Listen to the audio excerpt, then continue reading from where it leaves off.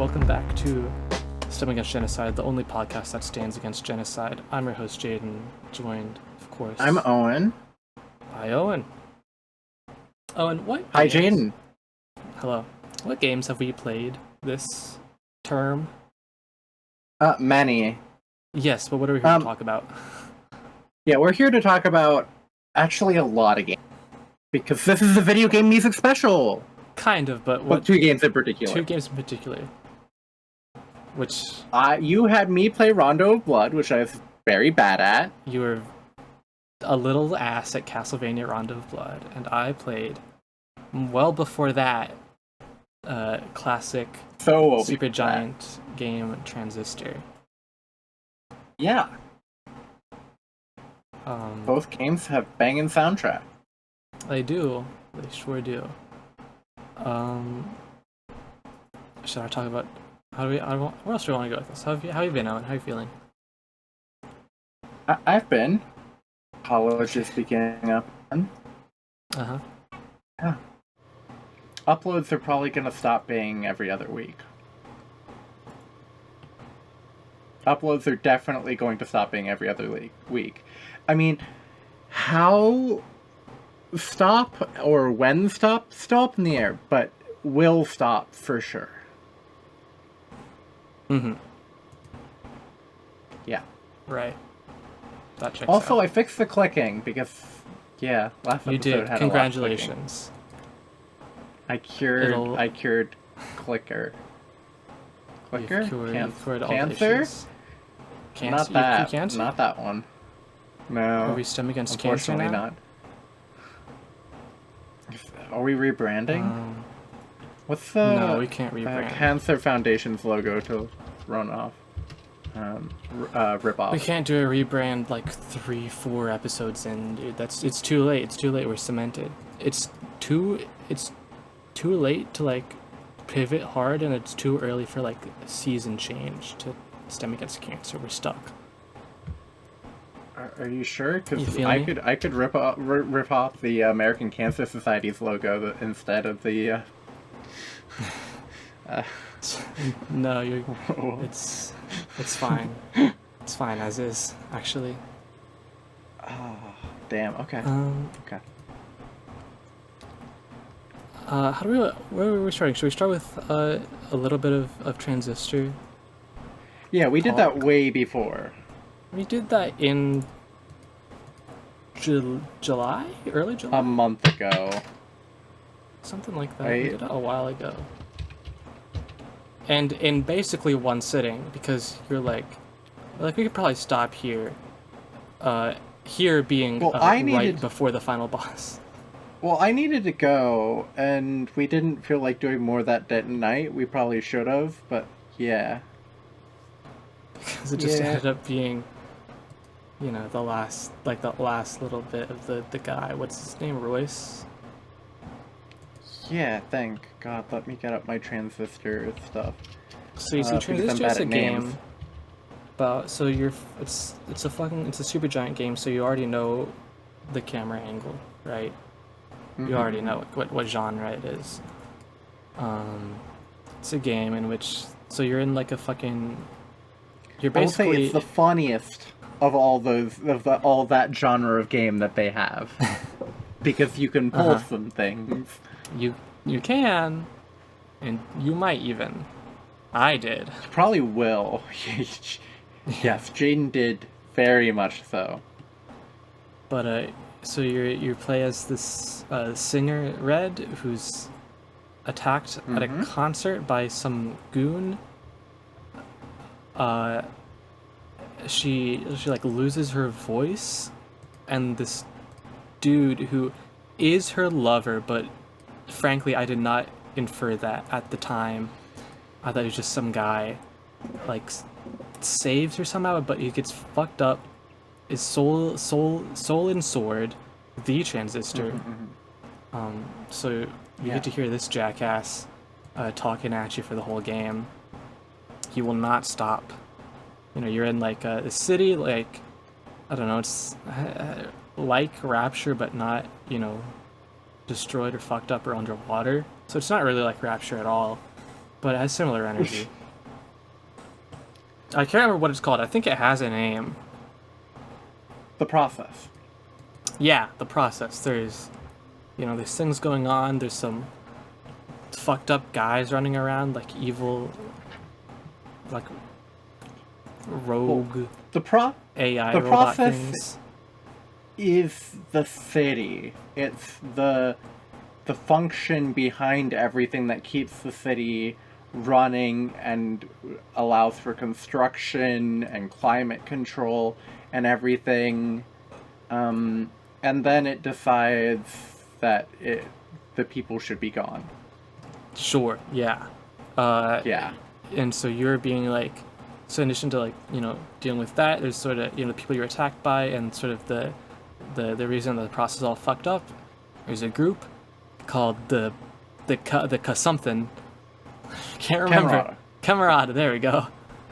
There's four members. There's Sybil, the woman, the old dude, the gay dude, and Royce. But the old dude's gay too. Yeah, but that's not his like primary character trait. His primary character trait is being old. Well, his primary character trait is being dead. That too, because he died of old age, naturally. No, no, he killed himself. Yeah, I know. It's like a little joke. Yeah. You read a comedy, buddy? Yeah. No. So you're Can you explain it to me? So, if you remember the bit in 100 line, day 87? Oh, Jesus Christ. Jesus fucking... Nope. Okay. Moving on. Day 87 is pretty comedic. That's literally true, by the way. Well, here's the thing. What would have been even funnier is if you just started talking about comedy. I can't. I thought about it, but then I decided, nope. Nah. Not worth it. Comedy is when everyone becomes fish. That's true. That does happen in the comedy route, and it's funny. I'm tired of fish slander. Is it the funniest thing ever? Fish was the only good part of comedy. Dude, people fucking hate the fish route. Yeah, but everything else in comedy is awful. That's not true. There's a lot of good stuff in comedy. The rap battle is deeply unfunny. No, it's really is good. Deeply unfunny. You're saying you don't like it every time you blow up because you're super smart-ass syndrome? You're not fucking with that? Now that's a Kadaka disease if there ever was one. He did. He was one of like the 3 writers on that. Could have been him. Could have been him. Anyway, the process. Well, we were talking about the Camarada, but I've got a list of the names of the process constructs. Oh, and they do funny. have names. Yeah, we've got cell, bad cell, creep, jerk, young lady, one word, but capitalized L, weed, cheerleader, clucker, snapshot, fetch, man, and operator. Yeah. Or the normal enemies, and then there's like the spine and all the big enemies. It's gonna be a sleepy episode. We got a tired Jaden. I just had this most stressful interview of my life.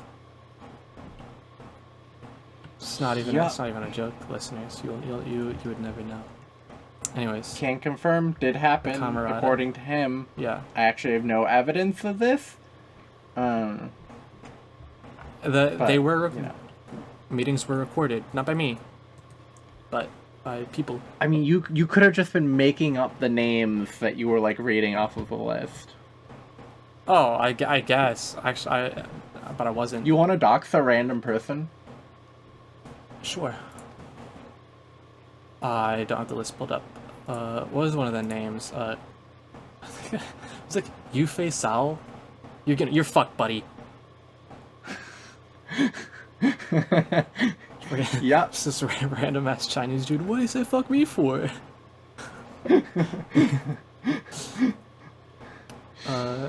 So you're going through the city, fighting dudes. Blue sword guy won't stop yapping. There's like an optional area. There's like you can like go chill out in, and do like timed missions. You might get rewards in there. I did like none of them because they seemed unappealing to me. Yeah. there's stuff in there, but like there's more than just like time trials. There's a lot of different types of things. Like combat challenges. I don't know. Yeah. I did like one, and I'm like, I'm good. Because like the main conceit of the game is so you have you start with like a basic ability, then you get more as you kill more dudes. You get you have your level ups. How do you actually get more abilities? What is the actual thing like, behind that? Not absorb souls, but absorb like the data left behind by like various fellas that you either find dead or kill. Mostly find dead, occasionally kill. Yeah. And they can either be used For as example, like, primary abilities, secondary abilities that modify a primary, or eventually you can unlock like side slots as just like passives. yeah. Most of them are ass. But most of the passes? Yeah. Yeah. Or at least Well, a couple of them are like ridiculously strong, and the others are like mid at best. Well, I think I committed to using one of the ass ones for comedic value. Well, yeah, which was good transition. One of the people you kill in Sybil. I was getting to her. Who's the woman? Yeah, one of the Camarada.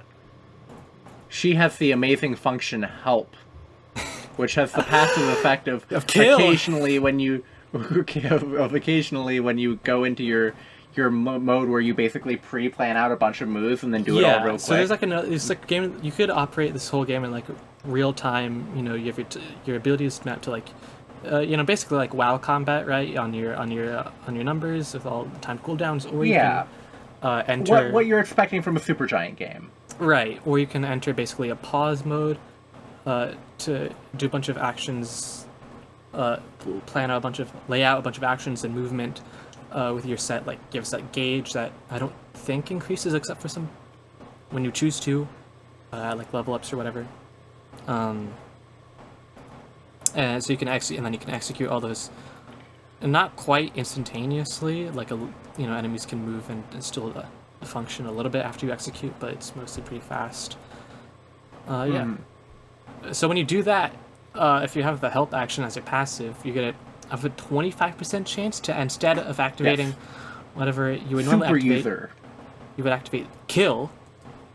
Yeah. Because everything is like you become a super user, and then you just do a bajillion damage. It's not a billion. It's like 200. It's 500. 500. Which is so much in this game. Yeah, except for like on bosses. Well, yeah, on bosses that's still like a 2 or 3 shot on most pretty much every boss. And it's 25% chance, horribly unreliable, but it's pretty. I always put a smile on my face every time, because like all your abilities are named like you have named like like functions in programming. So every time we get the kill function. Big fan of the kill function. Yeah. Bigger fan of bounce and a charm, and bounce plus charm, and charm plus poison. Yeah. Switch. It's called something. I just call it charm because it does the stats it's the charm by you get from Fariondale's soul, who is like who a person. She was the first ever sky painter, so she used the process to paint the sky, right, and turn the sky into art. Should have turned but she's also a meteorologist and a chemist. Should have put the skybox like when you do Dung Eater's ending in Elden Ring. That would have been sick, dude. Yeah. Instead we could just like make it snow. Same sky as what as Lich Dragon Fortisax. Classic guy. Classic guy. Oh, fuck! I need to start keeping track of games. Shit. Everyone has like a quote reason cited, and I don't even know what that really means, but I think maybe it's the reason for existing, or like what the records of them say, so that everyone's got a reason cited in their profile when you pick them up. Her reason cited is sky looks blue because we want it to. That's pretty funny. Sybil is I love people ! I don't think most of them have punctuation, but hers does. That's good. But she like obsessively like will latch on to specific people in very toxic, bad ways. So are you saying we could have had... Which is kind of how we got to where... like, actually, the Sybil doing that is entirely why we are where we are. Are you saying this game's inciting incident was a one-sided toxic Eerie? Yes. Actually, literally, the inciting incident was kind of one-sided toxic Eerie. Yeah. So Transistor could have been really good. If that was like more of the If game. it was part of the Toxic Yuri VN Jam. Yes. Who's that? On itch.io. So you should all fuck check out them. literally itch is like the most blameless of the storefronts. I mean, sure, but they've made the Toxic Yuri game jam they've torn it to shreds. And so much of it has been uninstated and then had to be reinstated because of, everything that's going on with itch. And everywhere else. And everywhere else, but it just so happens that itch happens to be the place with a lot of it. Itch is also that's being run by 3 guys, to be fair. Yeah. So, they're doing their best, okay? They're trying, but it's still not good. But you can still get a lot of the good stuff on itch. Yeah. Anyway, support the Toxic Yuri VN Jam. It's good.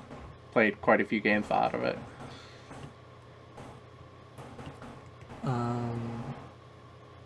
Not a part of the most played one. The most played one is 5 minutes and 13. It was 5 minutes long. So go ahead and give it a play. Yeah. Not a part of that, but shout out Pinfeather. Awesome. I make it might be part of a bundle, but it wasn't made during that. It was done earlier this year. Shout out Pinfeather. Goes hard. Anyways, Sybil, she's the first major encounter of the game because she's already been fucked up into a weird process homunculi robot lady. Yeah. And not a person. Pretty good boss theme. First time in a fight where I died, and then I realized that death works like a thing where you lose all your HP and then it will choose somewhat arbitrarily an ability to lock you out of, and then you revive at full on the spot.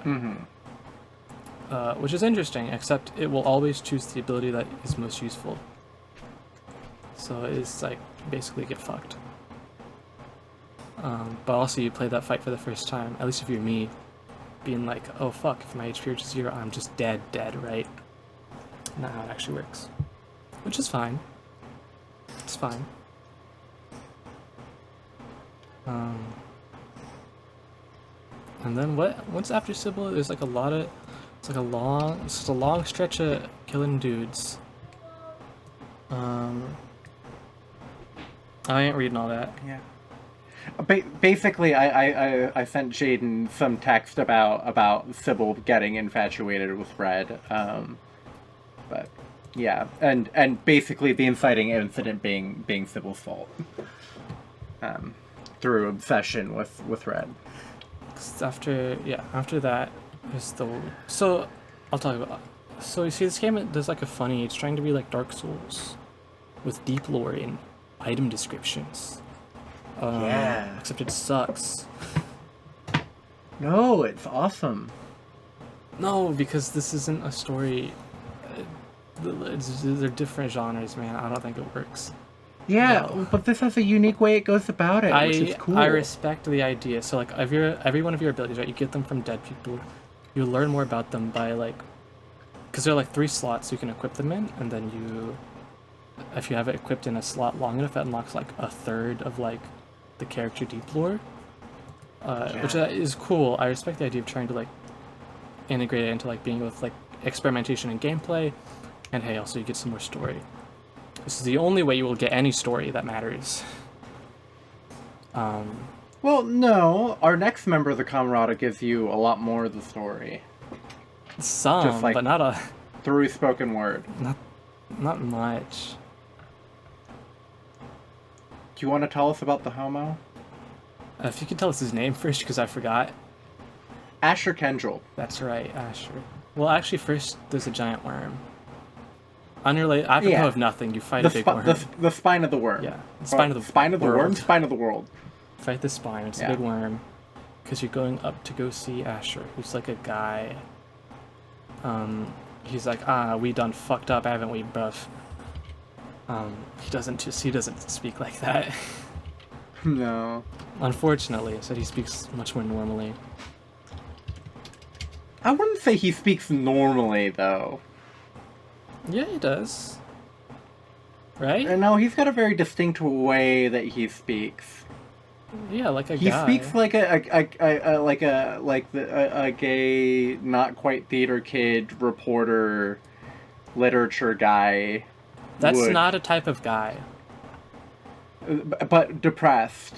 Oh, and that's, no, that is a type of guy. That's like 5 types of guys you're trying to combine into one, and they all and cancel. Sounds exactly like. No, you're adding like +1 and -1, bro. You're getting 0.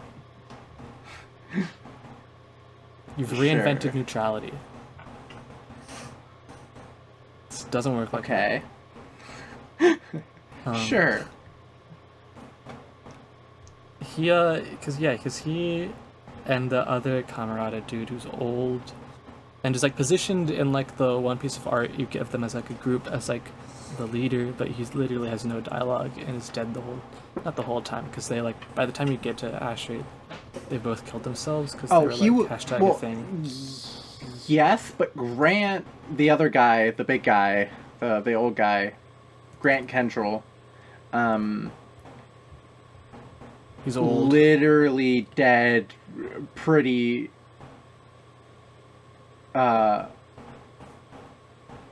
like he died not like when you were fighting Sybil, basically. Sure. Timeline wise. Well, timeline wise, this game happens in like a day. Yeah. So like it doesn't matter. Fair enough. Not really. At least not in my view. Yeah, so he's like having like not a dialogue with you, but he's mostly it's like you know when you're playing like a survival horror game, you're finding like audio logs of people that were there before you, except it's like not like that long ago. It's like pretty much instant. You're just not actually communicating because you can't speak, but you can like reply by like typing to his shit and be like, Asher, why are you like this? Because she can't speak. It's true, she forgot how. But she'll remember again, don't worry. She'll get better. Well, the oh god, what was it called? The system, the process? The process, yeah, the process took her, like, intentionally took her voice to try silence her. Sure. About what was happening. Yeah. Yeah, so you do that, and then you get to the tower, like the top. So you're like climbing this tower. You have to unlock some like security gates. I think that's this part. You do that. You fight the worm. You get there. Oops, they kill themselves. The sword calls them cowards. That's pretty funny. I like that bit. Not like you the guy voicing the sword, but like you like when you like the transistor itself. Yes. Not. I call him blue because Sybil's red. Or Sybil is not red. Red is red. So I call him blue, but like the game treats him as having the name unknown. But I mean, blue's just funnier. We got blue Tark. So like the transistor itself, not blue. Yeah, like because like when you who's in the transistor. It's like when you like absorb their abilities. It calls them cowards. Like, huh. Pretty good there, buddy. Yeah, and it treats it like a combat encounter. Like, the sword treats it like it had been a combat encounter that you won. Yeah. Just by finding them. Which it doesn't do any other time. It's pretty that's a good bit. I like that bit. Fun fact, Asher's reason cited is self-expression with a period. There's actual punctuation. And then Grant's is Cloudbank, which is the city. Cloudbank, of course. Yeah. No punctuation. Cloudbank, the city, not the process, like you were saying earlier when I was trying to remember the name of the city. and you said the process. I'm like, I'm not sure if that's true. You're cutting out slightly, so I just misinterpreted what you were trying to say, yes. Damn, bitch, you're stupid. Anyways. Helping. I've been mostly piecing together what you've been saying mostly through context clues. Well, so we're doing good. Whatever. After that, you're like just kind of going through more because you're like, well, there's one dude left. So you go find him. His name is Royce. I want to say, I really want to call him Royce Fitzroy. That's not his name. But no, his name is Royce Brackett. Brackett is terrible. Royce. He's a bum. He's like the big architect. He's literally like an architect. Like that's his job. Yeah, I'm pretty sure. Yep. Yeah, he's an engineer and an art. He's more of an engineer than he is an architect. He's the worst type of engineer. Yeah. A civil engineer. He's the type of engineer who actually wants to be an architect, which is like worse than like civil engineer even. Yeah. Because there's there's also like two categories of civil engineer in my mind. There's the ones that are close to me in functionality, in that they work in like environment, like working with hydrology and stuff. And then there's the ones who make buildings and shit. Classic buildings and shit versus classic type of guy. I mean, road maker also shit, but dam maker and stuff. That's good. Yep. Power infrastructure. Anyway. Is there like another boss between when you find after the worm you go find Asher and stuff between then and like getting down to Roy? I want to say there is, but I can't remember. Yeah. I can't remember.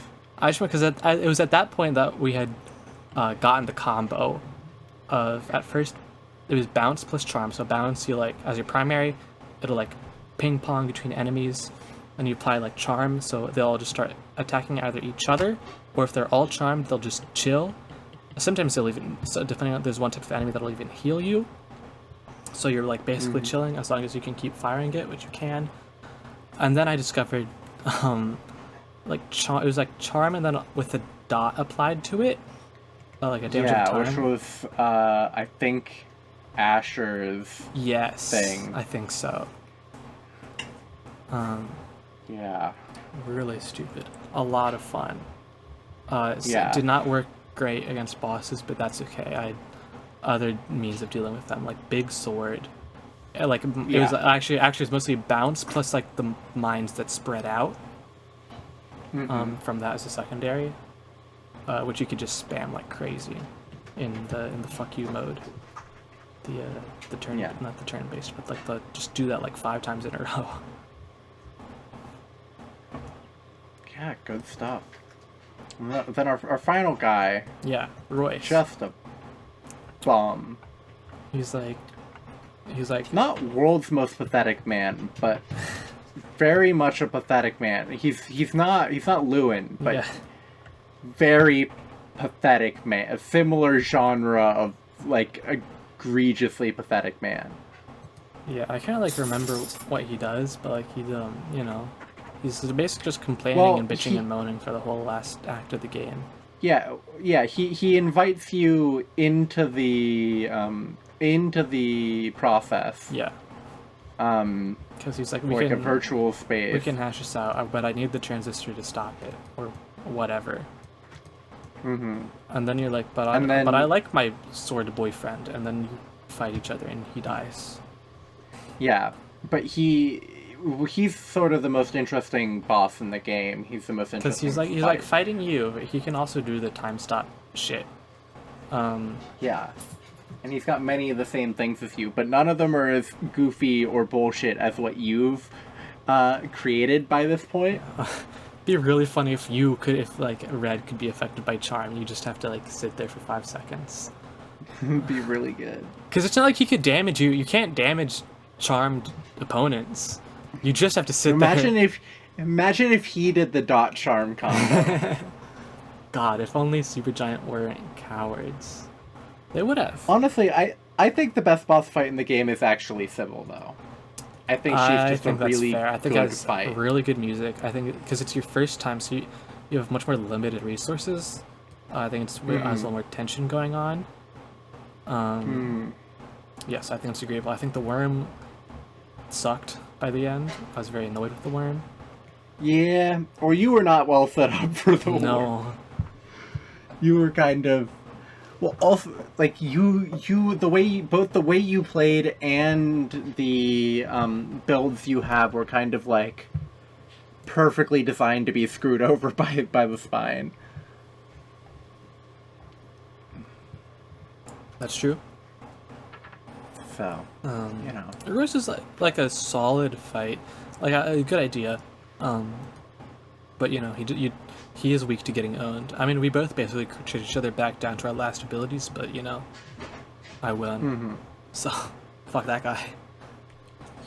Yeah. And then you do that, and you're like, I'm gonna kill myself with the sword. So I'm in the sword world with my sword boyfriend. Yeah, she escapes the sword world. Only one of them could leave between her and Royce. She escapes and then puts herself back in. And she's like, yippee, I can sing again in the sword Red world. is just so fucking spiteful. That's Transistor, guys. Honestly, didn't need to happen. But it's really good. It's really awesome that she did. She just kind of fucking executed Royce. Yeah, rip that guy. Alright, that's all I have to say about Transistor, guys. Good talk. See you next episode. Yeah. Rondo of Blood. Castlevania Rondo of Blood. Greatest game ever made. That's not true. No. But Good. it's That's up there. good. It's certainly up there. Oh, you know what we didn't do? We didn't do any sort of history. Do you have any interesting history with Transistor Supergiant you would like to mention? Because I have none. I'm familiar with Bastion, and of course I'm familiar with Hades. Okay, I played concept. most of the Supergiant games. What's the list of There's Supergiant games? Bastion, Transistor, the one they made in between that and Hades. Pyre? Pyre. I want to say. Something like that. I mean, Yeah, Pyre is the one I haven't. No, Pyre I think is the new. No, it is Pyre. Yeah, Pyre. I've not played Pyre. I've played Bastion. One I don't think I've seen anybody talk about other than, hey, it's a Supergiant game nobody talks about. Yeah. So there's Hades 2, Pyre, Transistor, and Bastion. By this point, I played a bit of Hades. I would go on to play a lot of Hades and speedrun Hades, the only game I've actually seriously speedran. God. I did speedrun some Risk of Rain 2 as part of the, like, people were doing the roguelike triumvirate, like new save, Hades, new save, Roar, new save, Dead Cells, and that was hell. That was really, really bad, because new save Dead Cells alone is just awful.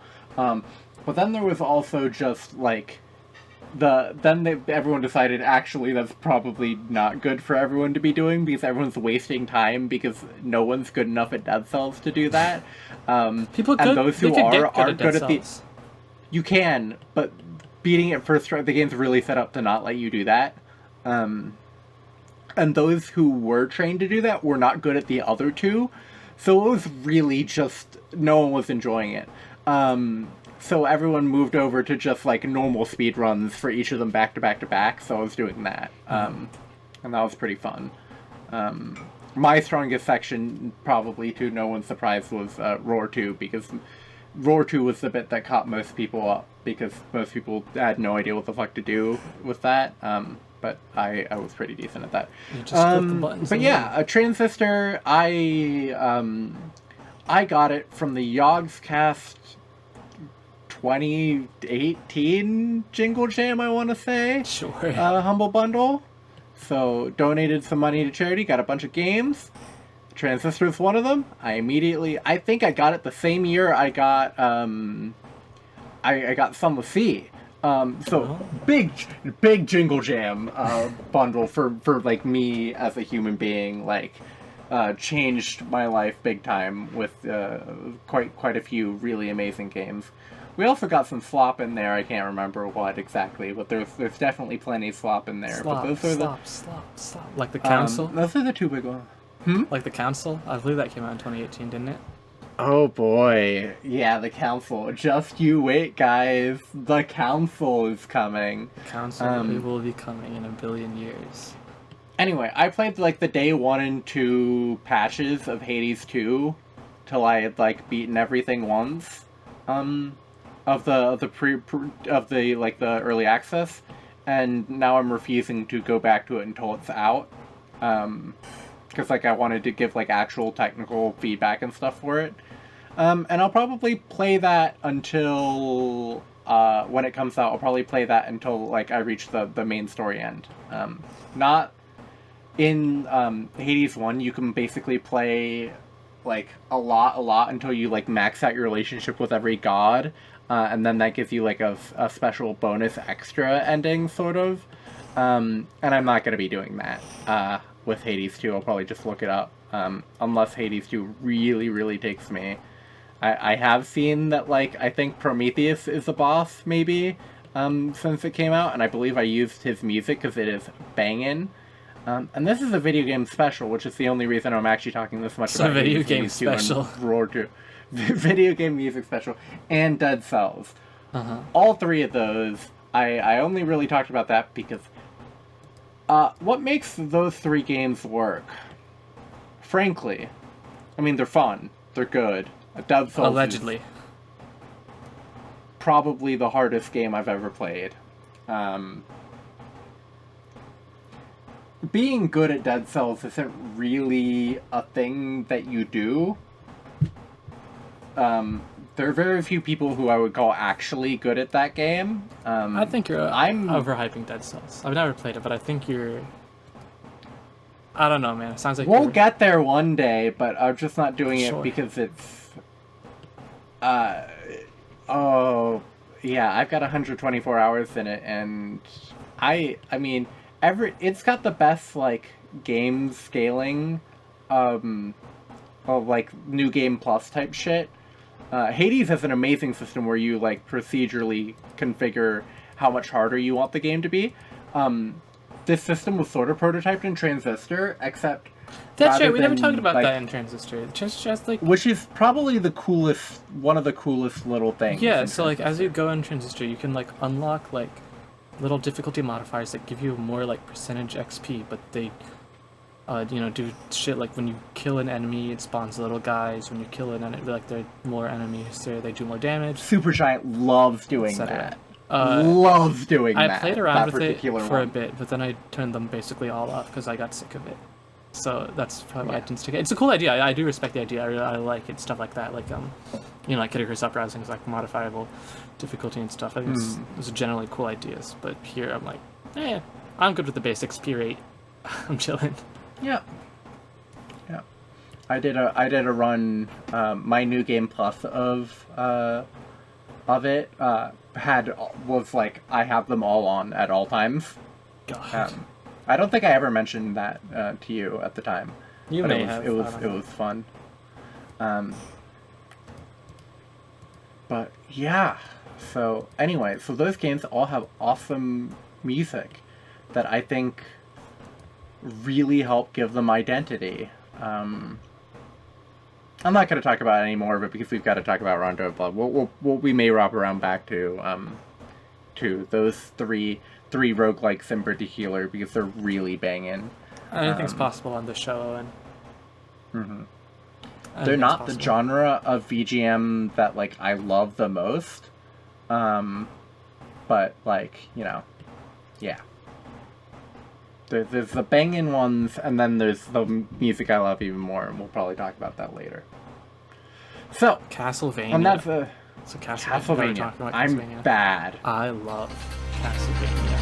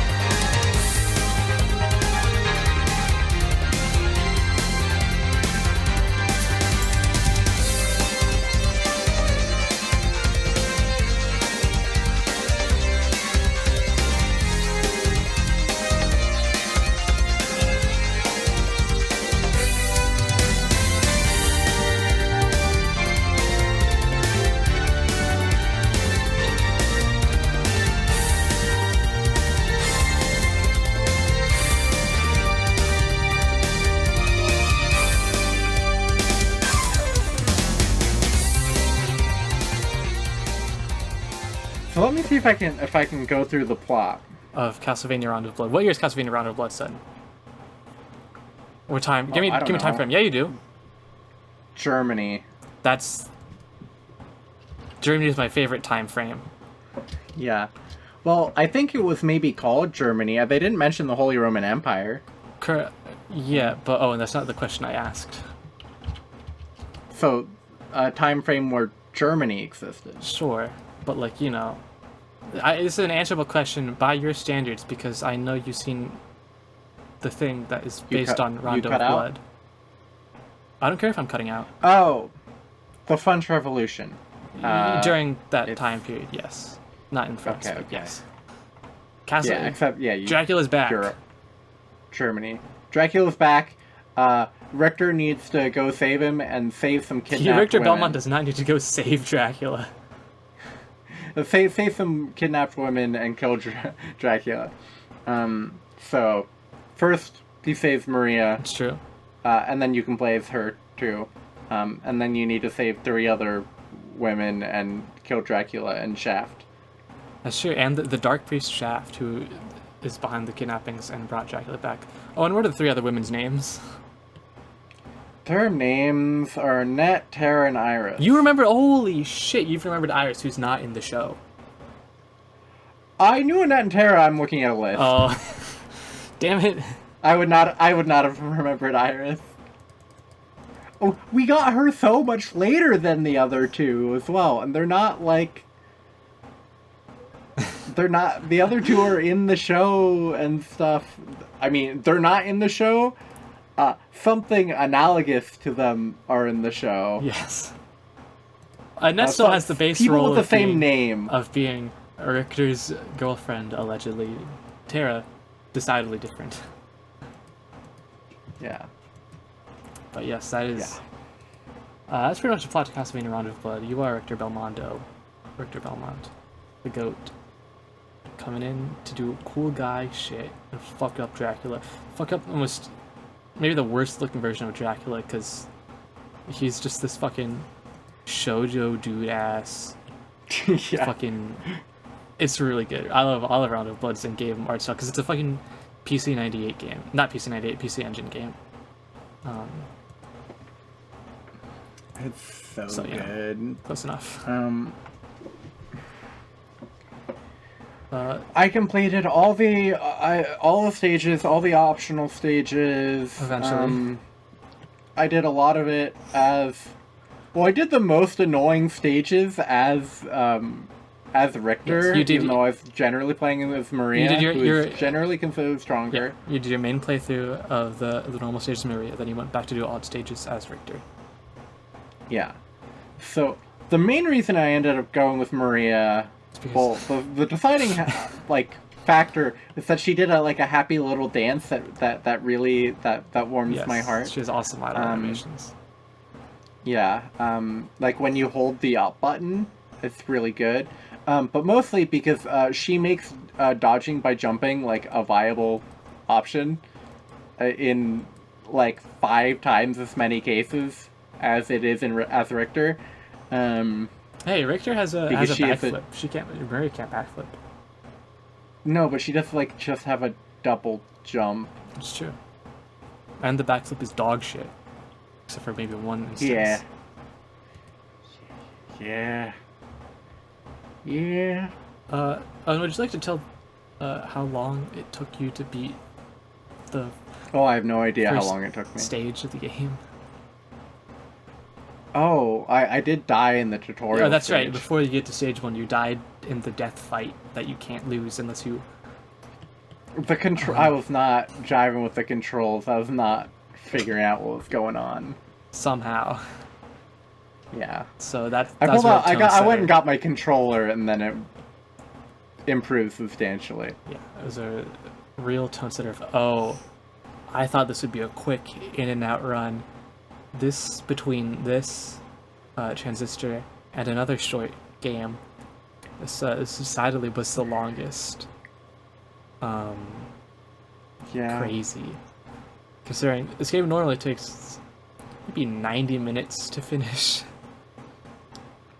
But you did take about an hour to an hour and a half per level. But that's okay. Yeah. You got better. This is a game about getting better, owning dudes. I got better, and then I did some of the alts with Richter, and got deeply upset. Granted, I did do a lot of this game in not the best state. Yes, that's true. I was like drugged out of my mind. For like I was getting it. I'm a beekeeper. I had many bee stings and they were getting infected, so I was under medication to stop that, but it was also making me very sleepy. I was like so dopey. I'm super reactive to medicine, and it was bad. It was real bad. It was really so many really bad. So, yeah, it was not good. Okay. Do you have any particular moments about the playthrough, about the game that you would like to highlight in your time with it?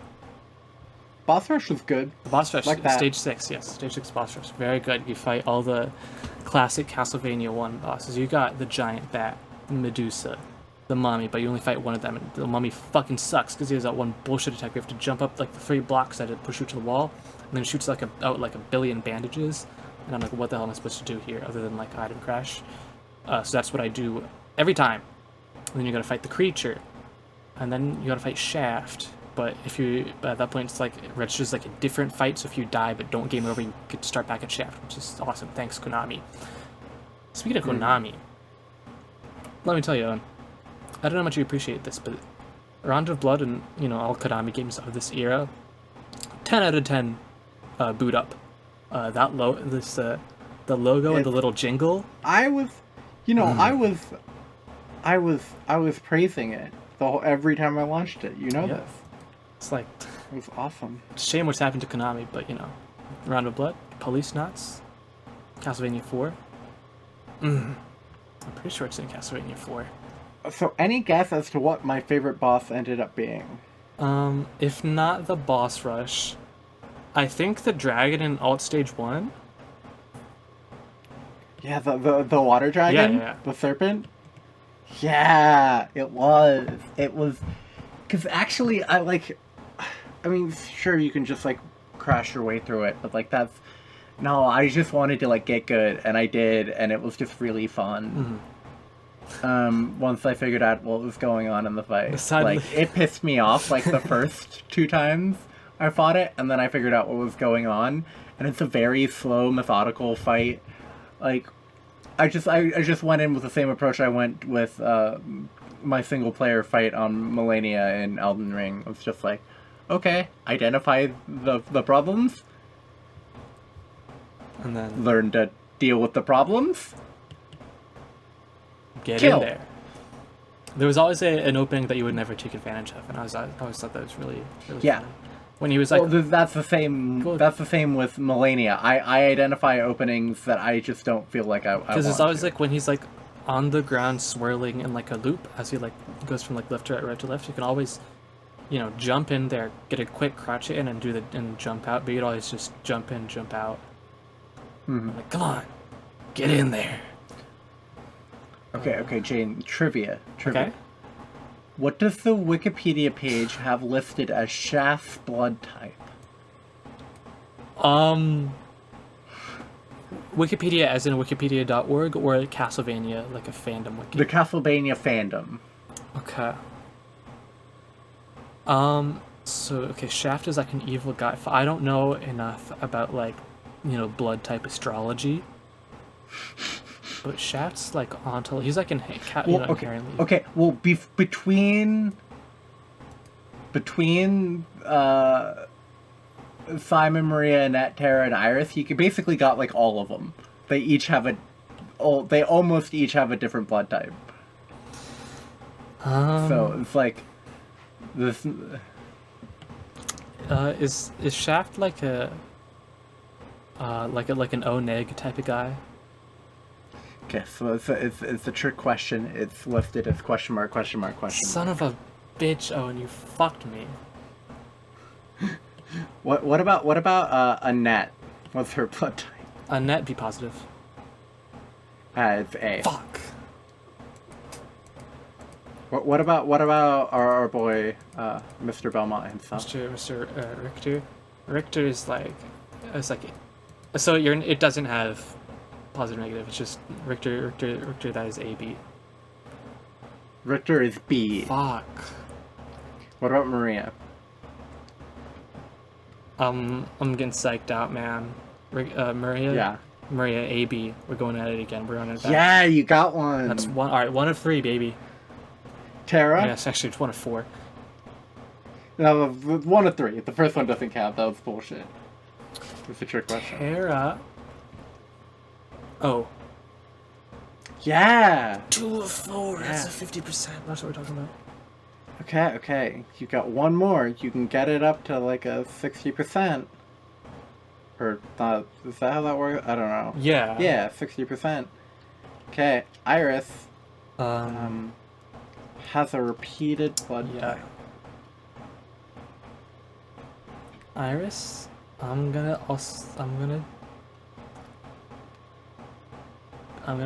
going B again. It's A. You got 40%. That's basically a passing grade where I come from. We failed you. That's an F, man. That's alright. That's fake trivia. You call yourself a Castlevania fan. I do. Alright, here's some trivia for you. You're a Castlevania fan? Name every character's blood type. Oh, and who? What's a good question? What is Trevor Belmont's middle name? Oh dear God. I feel like Trevor Belmont? Yeah, like the guy from Castlevania 3, side character in Curse of Darkness, main character of the Castlevania Netflix animated series.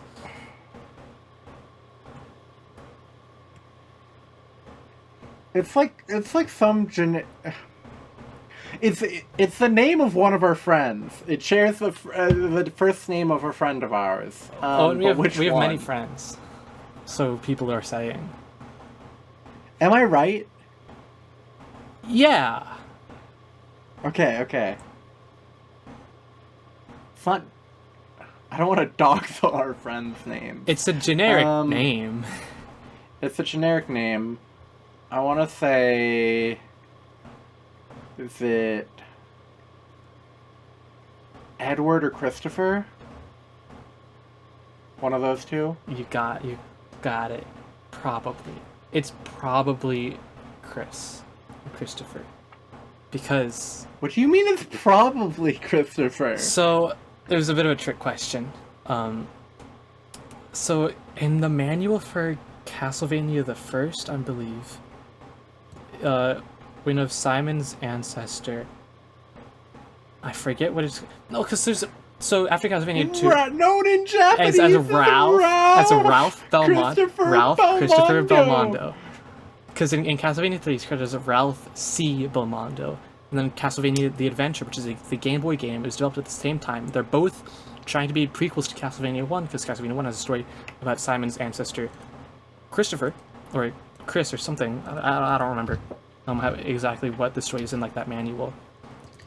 Could you pronounce that? Yeah, Darth Christopher Belmondo. That's awesome. It goes hard. So good. Yeah, so because those were developed at the same time Japanese by two different people teams. really think we're named Raufu. Yeah. Classic guy from White Transylvania. people love to be named Raufu. Transylvanians love to be named Rarufu. Yeah, so it's assumed that the C is Christopher as like a nod to that, because they're just contradicting stories, and then Iga made Castlevania 3 canon because The Adventure sucks, and Iga loves Castlevania 3 because Castlevania 3 owns. I mean, Castlevania 3 is so good, you would be terrible at it. Yeah, but I imagine so. I mean, the Japanese version is also really easier slightly, and better, has better music, because Famicom games are just they just had like another. I'm hearing about a quarter of syllables you're saying at this point. I literally have maximum internet connection. So I don't know what to I tell think you. it's your internet. I have like, 13. I don't know. Discord is showing 13 milliseconds of ping, buddy. Liam O'Brien did Isaac's mocap? Like in Curse of Darkness? What are you looking at? Yeah, I think. And that's the only time Isaac would be doing mocap, considering I don't think he'd be doing mocap for a 2D show. Curse of Darkness, Third Dimension. Curse of Darkness, not a good game, by the way. People try and why lie. was Liam O'Brien doing mocap like at all? Crazy. It's getting work done. I don't know. It was a new technology, and whenever Curse of Darkness came out, like 2005, 06 maybe. Crazy. Probably not 06. PS3 was hot by then. Again, there probably 05, 04. I can't remember when Lament of Innocence came out. Better 3D Castlevania game. Still not great, but Lament of Innocence far better than Curse of Darkness. Am I saying the wrong game? No, I am. I'm saying the right one. Because there's Curse of Darkness, which is the second PS2 game about with Hector and Isaac. Like the show, but they're completely different guys. But they're way better than the show. Don't let weirdo freaks try and lie to you about that. And there's Legacy of Darkness, which is the weirdo freaks. You mean C64. racist? Yeah, right? Racist and all. Yeah. And there are some genuine just weirdo freaks that are like, you see, if you read the Castlevania Curse of Darkness prequel manga, Hector actually has like a really in-depth character. Not true. Just for the record, not true. Some people just say, yeah, I like Isaac's like weird BDSM design from Kojima better. I'm like, you know what? At least you're honest. God, why are you cutting out so much? This is awful. I'm literally not. At least our cutting out. audience will be able to hear us both. Exactly. Assuming I am recording. You better be. I am recording. It's been an hour. It has. I've got a new tech, and that tech is a Google stopwatch. What? Why? So I know how long we've been going. OBS When you has got a Google stopwatch... OBS has a counter. It has a... No, but when you have a Google stopwatch, the name of the tab is the current time on the stopwatch. I just have OBS open. So, I can see it at all times while I'm looking at the Castlevania fandom wiki. You should probably not do that. That's why you're cutting out, because all your internet is devoted to loading a billion ads and fandom wikis. Well, A, it isn't. I have it stripped down to hell and back. And B, I always have this shit open. This is... my connection is phenomenal. But so is mine. Well... I want to tell you, man. 10 milliseconds. I'm a dog on him, as the kids say. Wow. Rondo Blood. Anyway, so Rondo Blood, good game. At times frustrating. I beat all bosses but one, which I didn't like. There's the Lancer. I beat one of the optional That's bosses. right. You did not do 5 Dillahan. bosses first try. Because in stage 4, you have to go to normal stage 5 first, but you first got to do it on your first try. Immediately game overed before you got like a hit in. And then you just went to Carmilla, all successive attempt, because Carmilla is way easier. Yeah. And then I like first or second try Carmilla. Yeah, because you just did the near hitless. Suzaku item crash, which is the Redbird, because all of Maria's, animal companion item crashes are like, the like cardinal direction Chinese animals. White tiger, phoenix, black turtle. There's the dragon, which is one of them.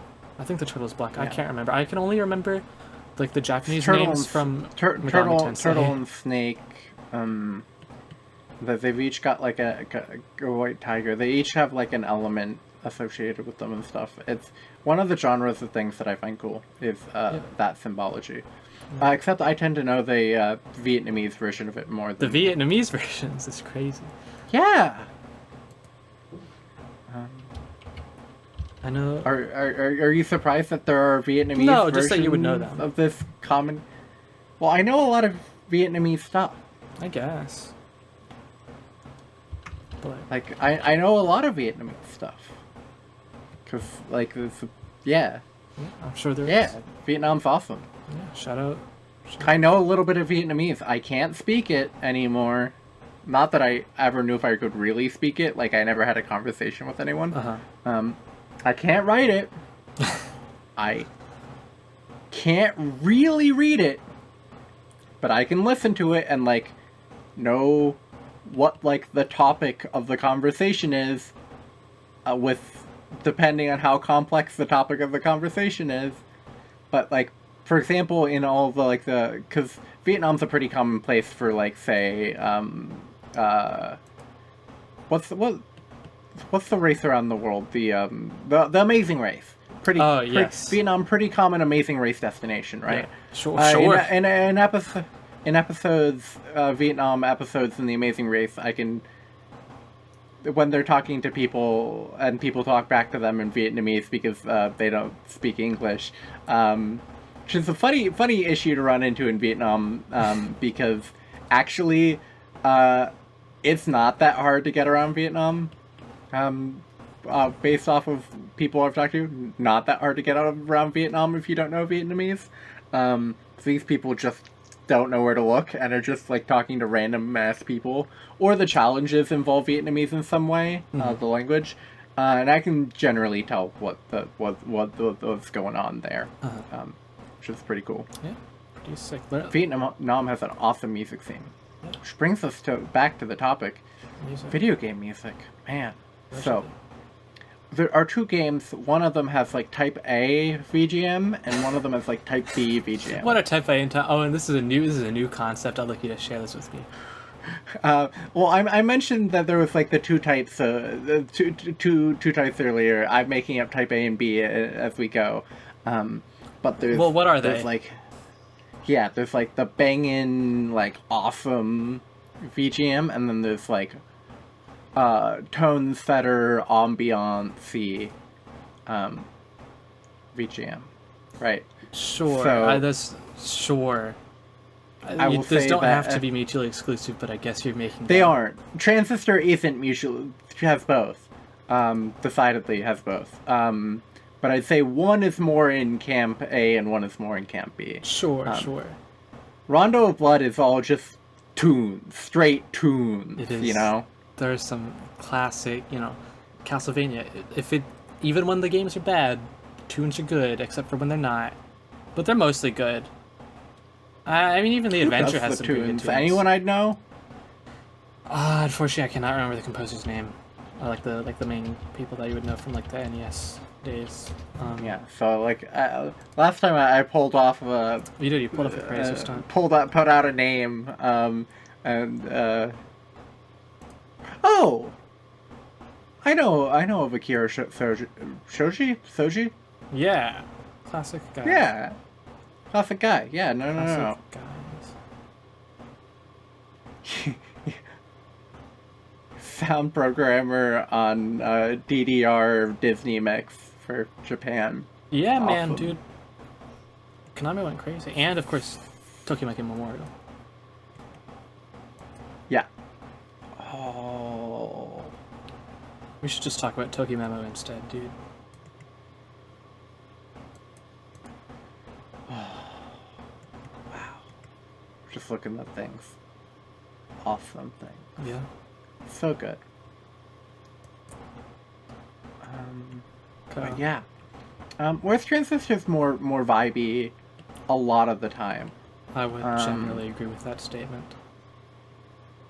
You cut out. I'm not sure if you agreed or disagreed. I'm just going to assume you agreed with me. Yes, for once in my life. And then it ramps up in specific moments, or moments where like Red is reliving or being nostalgic for like 12 hours ago when she had a voice and was a musician. Yeah, I love being nostalgic for 12 hours ago.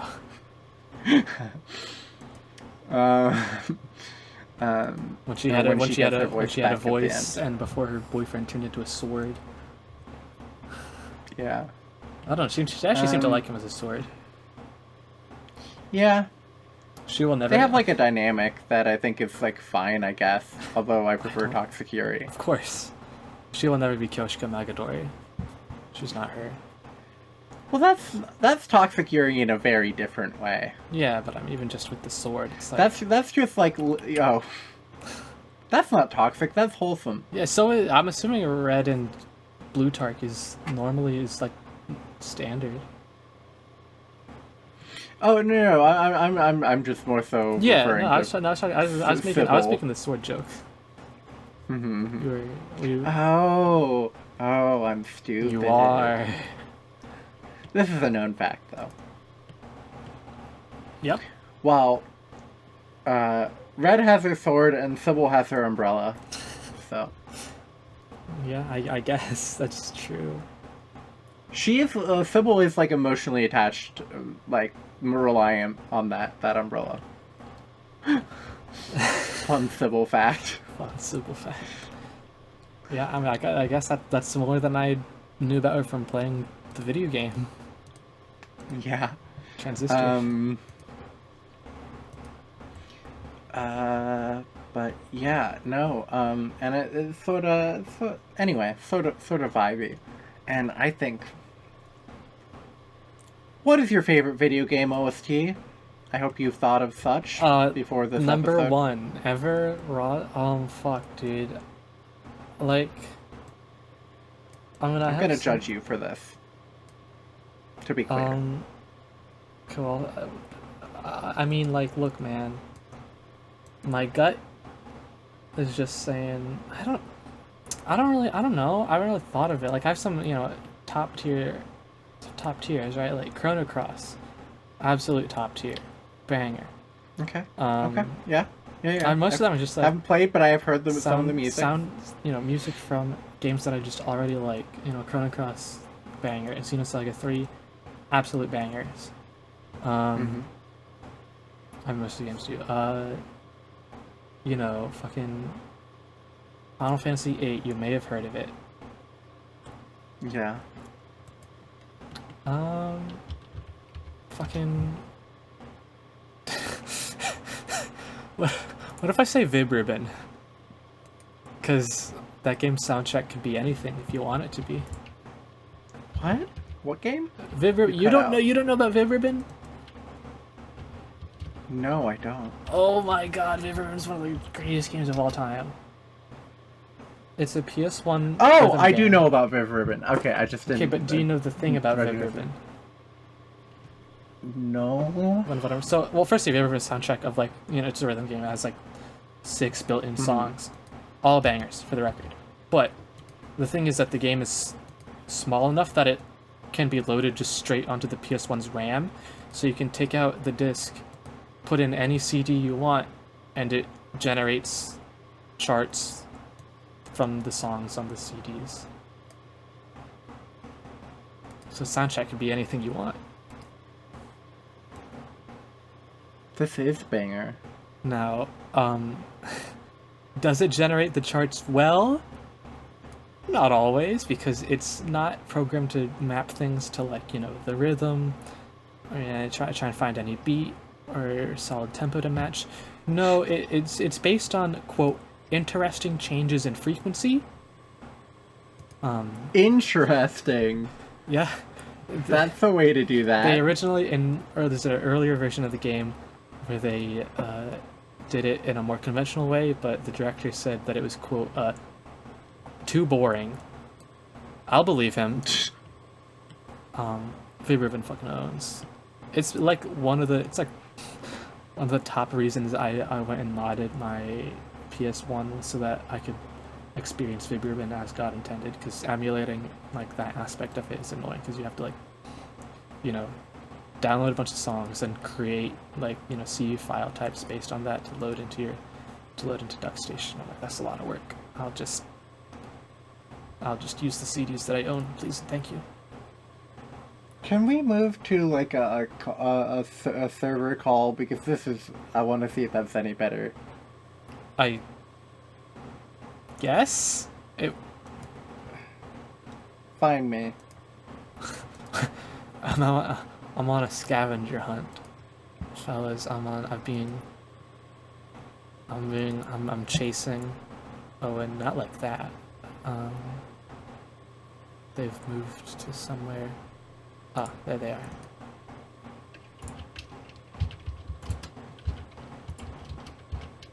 You found me! Yeah. It was that easy. Cool. And you seem to be coming through alright for now. We were all coming through just fine earlier. I'm just saying.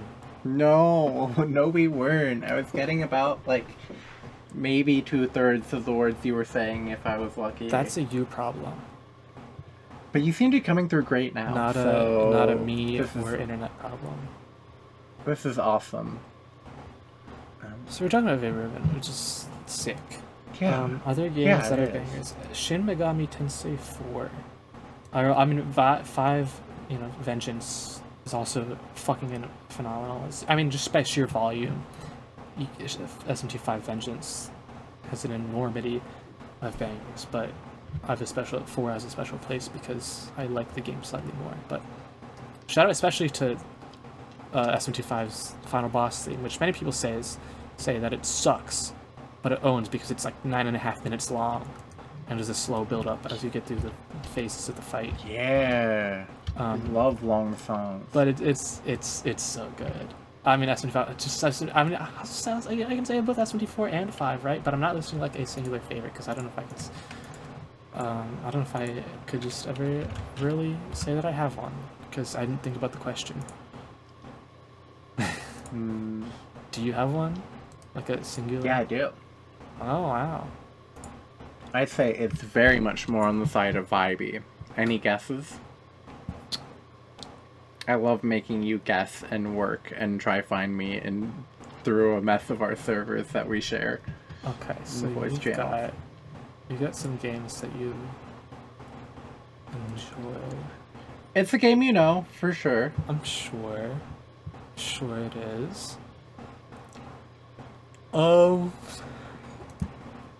It's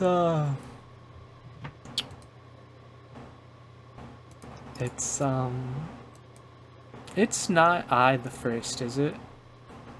No. Okay, didn't think so. No, I love Keisuke Ito, but no. It's up there. It's probably my second favorite, which is funny considering things, but like I do love I the First. Spiritfarer? No. There's actually while it is mostly vibey music, there's actually a lot of more active music in it. Huh. Which is probably surprising considering what it is. But yeah. Uh-huh. This is more vibey than Spiritfarer in terms of the soundtrack. I don't know. Can I give up yet? It's a game you've played. Is Hyperlight Drifty? No. Okay. No. Is it just Transistor? Is this just like a trick question? No, it's not Transistor. It's a game that hasn't been mentioned yet today. It has been mentioned today in like while we've been talking, but not while recording was happening. I don't think. What the fuck? I know the first time we mentioned it was before, due to a recent event. A recent event? What the fuck? You would also Bro, I've got the memory know then. of the fucking confused. I would also say you're aware of, like, individually of the person or people who made the music for it. Person or people is crazy. I'm really surprised you haven't got it. A game that I've played that we were talking about beforehand, but not now. Well, we talked about it, like, we mentioned it in passing because of another thing. What the fuck? Bro, I've got It has to do with something that you've posted recently. What the fuck have I The only thing I've posted recently was about 100 Live. Not on Blue Sky. On Discord. What? I'm fucking... I'm going Okay, bananas, man. you're throwing in the towel? I- Trying to grasp at my favorite game, Disco Elysium? Oh, well, because we didn't mention it, that's why. We did. No, we talked about... mentioned... We said... No, you said Zero Parade, and we said Zaun, but we never said Disco Elysium. Did we never actually say Disco No. Elysium? I thought we had. No. Chat. I probably wasn't Live gonna, studio audience. get there, to be honest, but... even though you've definitely said that before. Yeah. Disco Elysium's I was really amazing overthinking in so many ways. the You were. question. You really, really were. Chat, we've... I will not stop, talking about how much I love this game and how important it is to me. But let's talk about Zom real quick. Pieces of shit. We don't have to talk about Zero Zaun. Parades for fake radicals is for fake radicals. You are so right. That is the funniest tagline that Zom could give a game. That's like comedy gold. It's really good. So, who made the OST for that? I mean, Not. Yeah.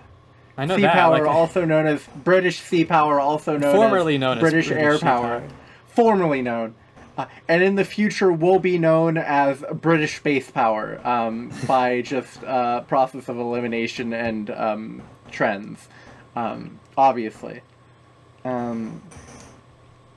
So yeah, it's so good. It's so good. Chat. It's so good. It's so good. It's pretty good. It's such a good OST. It's such a good OST.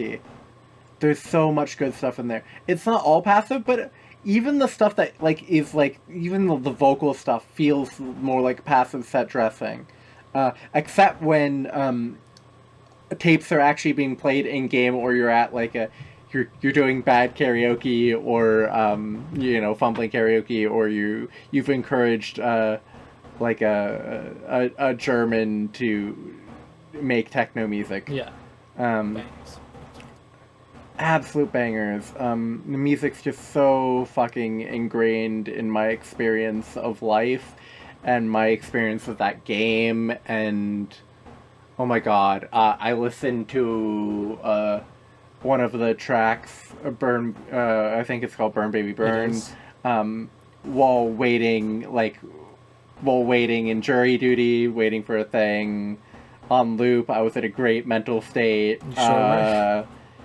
My god, it's so good. It's so good. The trumpet in the main the main theme, that sounds like it's being played through old military speakers. Yeah. Holy shit, that's tonally perfect. It's so rarely do you ever listen to something and just go, this has the most perfect timbre it possibly could. Yeah. For this usage. It's like the first time you could not improve that. Like the first time you get out of the Whirling Rags and it plays and you hear him, you're like, this is the sound of Revachol. This is the sound of living in a a state post of a failed revolution. Failed revolution that sort of has a peace corps that's taken over it, but not really, and mostly it's just left it to rot at this point. This is it. Speaking of man. the Whirling in Rags itself, banger. Yeah. Well, all what, 4 versions of that track? Something like that. And fun fact, that track was most of Whirling in Rags was not written for Disco Elysium. Most of that was actually just taken from one of their songs. I can't remember what album it's off, but the album that came out at the same time. Yeah. I think it's big power line or something, or like big power tower or something. It's the cover of the album. I can't remember off the top of my head, and I'm too lazy to look it up right now. Holy shit, bangers! There's not a track on it that isn't. Like, it's hard for like a game to have like zero skip. Like, I know, like fucking. We've gotten into a world where it's like zero skip albums, and I think that's just such bullshit and so dumb that we're talking about skips and stuff. But in the context of like a normal album, but in the context of a video game OST, like literally, how do you not have skips?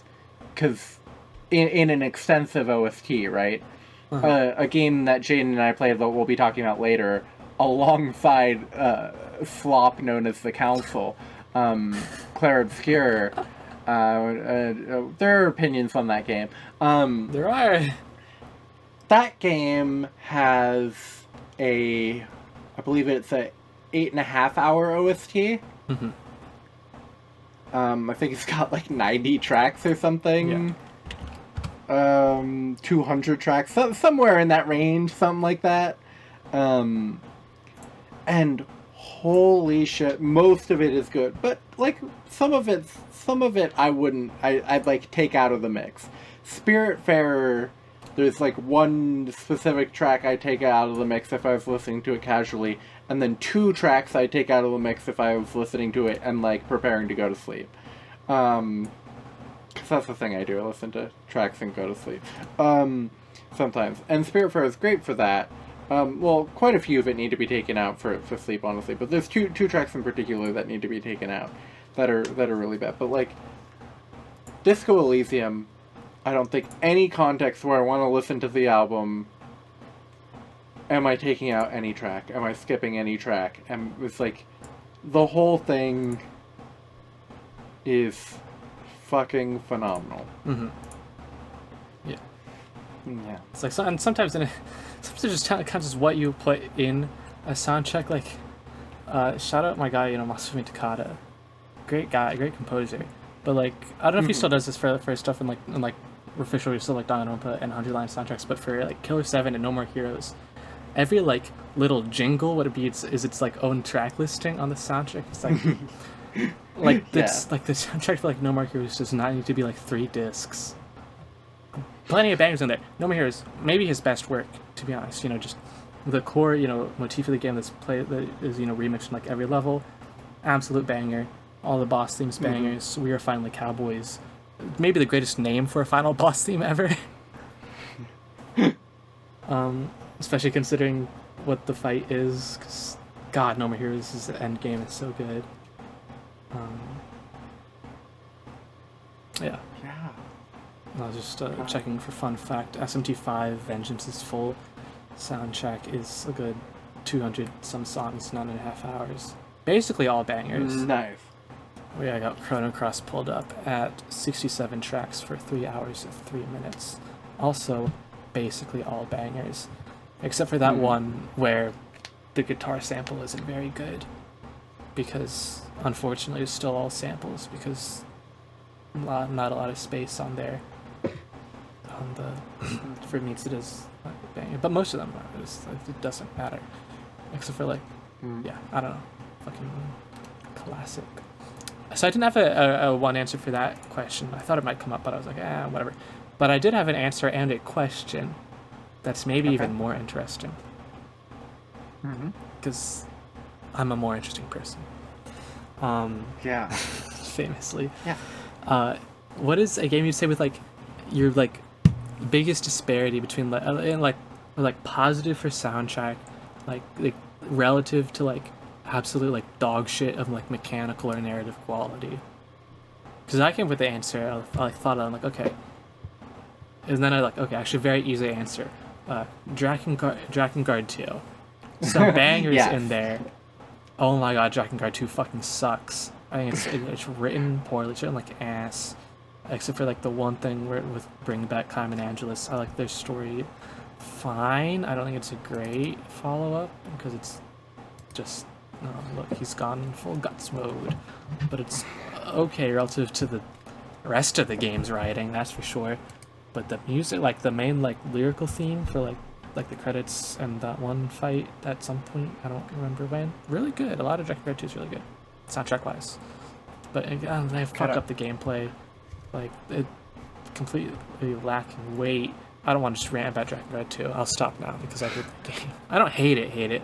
It's not as it's as bad as maybe Nirvana Initiative, but it doesn't inspire as much anger because Drakengard 1 is nowhere near as good as the first Eye. I've also got an S game. I think I'm gonna throw in as my answer. It may be a little cheap because a little bit of this answer is inspired by the fact that it's got a track by my favorite musician, Sufjan Stevens, as like a semi-important part of the game, and I think the game sucks without like no one would argue that it sucks. Okay. This would be a certain... Oh god, I can't even remember its title. It's Life is Strange 2. Oh. Good old two young boys, one much younger than the other. The younger one, you're playing as the older one, the younger one has sort of superpowers. And you're trying to get from Mexico to from Canada to Mexico, and like I think the kid accidentally kills a cop or something in Canada, and his dad dies, and then that's why they gotta flee or something. I can't remember. They end up in all sorts of situations. Like the kid becomes like the centerpiece of a cult. The younger kid becomes the centerpiece of a cult. They like get adopted, sort of. And then end up having to run away, even though they were like actually like that was the only good situation I think they were ever in the whole fucking time. They end up like working on an illegal weed plant and stuff. Oh Jesus Christ! There's so much wrong with this game.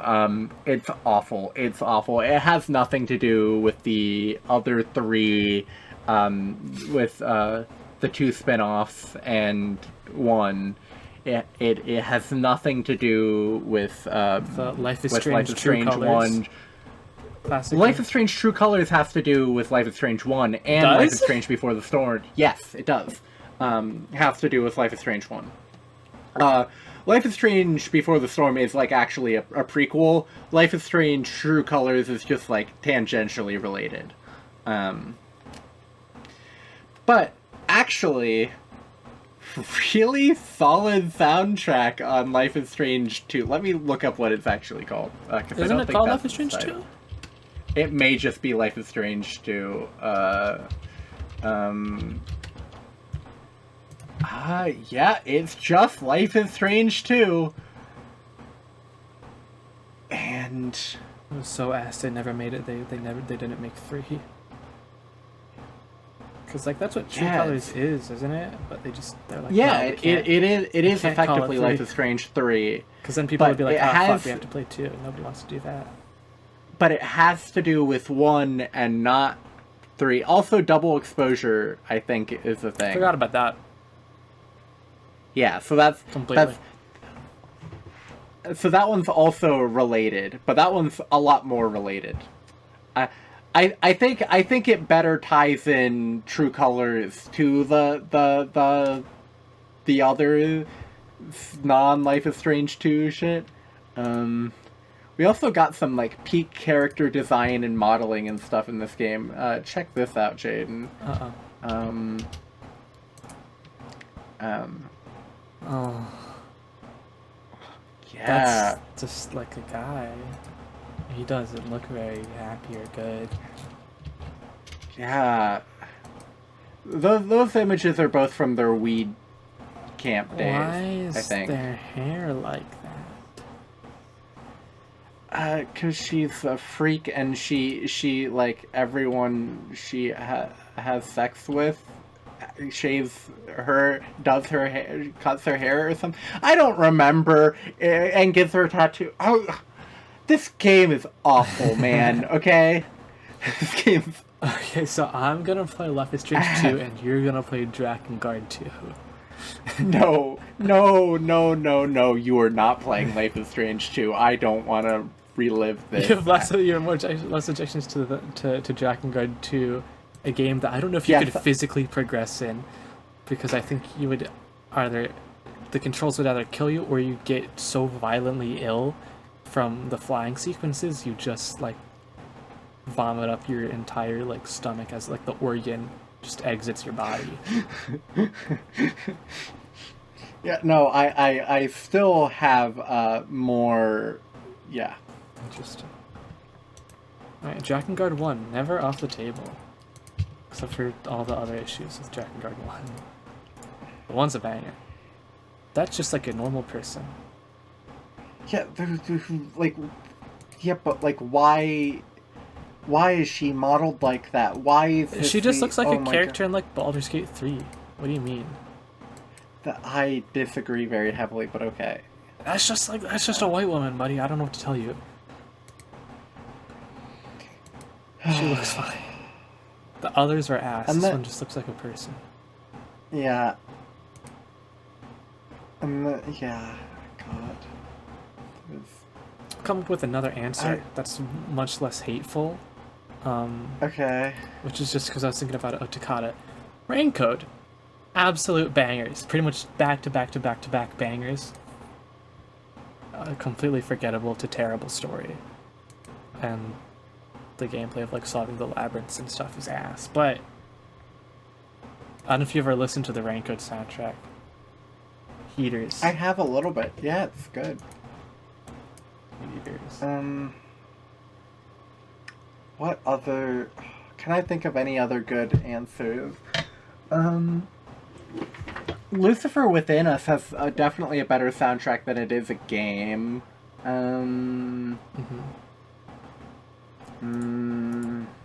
Let's see, I think... Umamusume, Pretty Derby. You like the sound? You like the... You're a fan of Umamusume's soundtrack? Oh, okay. But Jaden, have you not listened to Buckshin? Or Buckshin? Nope. Not of my own free will. Okay. Well, give that a listen at that point, at some point. Or this is also acceptable. Fun fact: the real horse's Bakshin's owner, was a big supporter of North Korea. I don't think they're still alive. Maybe are. I don't know. So the joke in the community is that she's for North Korean dictatorship, and doesn't think that South Korea is a legitimate state. This horse girl. Yeah. I'm familiar with Bakshin. I know the song. I just don't necessarily know of the song. Oh, also another incredibly easy answer that I sort of forgot. Armored Core Nexus, maybe the best soundtrack in the series. It's not bad. It's not like Project Phantasma, AC2, Another Age, right? Where I think those games are just kind of bad. I think Nexus is just aggressively mediocre. But relative to how good Kota Hoshino cooked when he was allowed to just do the whole first time doing the whole game soundtrack and sound design, holy shit! Because it's really his before he switched to his his 4th gen and 5th gen more rock stupid style. It's just entirely mostly like EDM bangers. God, Shining is so good. I mean, I also love his style in For Answer and Verdict Day. I love Verdict Day. I think Verdict Day just slightly beats out For Answer in terms of soundtrack. It's definitely a better game, but those are just both banger games with banger soundtracks. Yeah. Oh, I've got another answer. Yeah. Humankind. Ooh. Okay. Humankind sucks, man. Oh, you're saying it? So you're saying it sucks now? I thought you were just like that was okay before. This is a change in opinion. No, it's bad. Alas. It's awful. Yeah. Power World Moonlord bug fixes? What the fuck are you talking about, Steve? Like from Terraria? Yes. Okay. Huh. Getting a screenshot for you.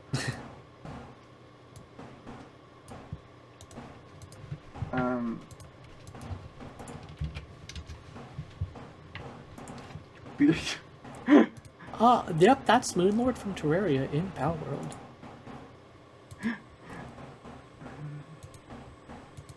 I don't have anything else to say about that. Oh, and can you remember any Yeah. songs from the Yurukill soundtrack? This is a genuine question. Okay, guys, I'm on my own, fellas. Unfortunately, I lack the capacity to be entertaining on my own. But I can try. So, like, I was talking about SMT5 earlier, and it's a really tough competition between the SMT5 and SMT4 for me. Mostly because I do think SMT4 is probably a slightly better game. I haven't played it as recently as Vengeance because, Vengeance only came out last year.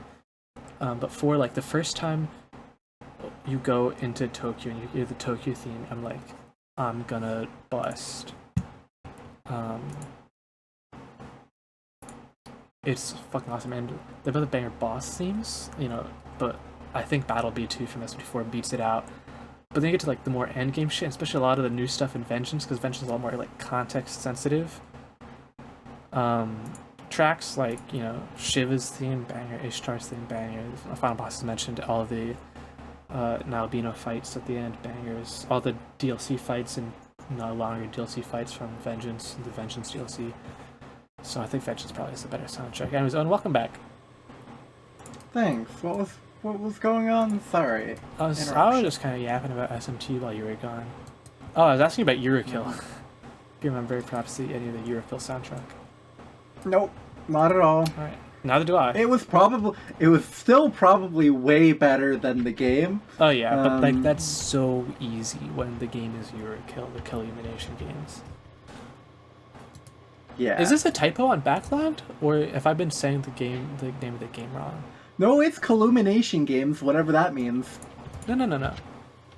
I've been saying it wrong the whole time. I've been reading it Calumniation. It's Calumniation, not Calumniation. Fuck. Calumniation. You killed the Calumniation games. You killed the Calumniation games. Sure. Fuck it. Fine. I'm listening to this OST. That's fine. This track's good.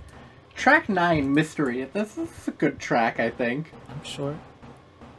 Track 16, Prejudice Synapse. Let's look at this.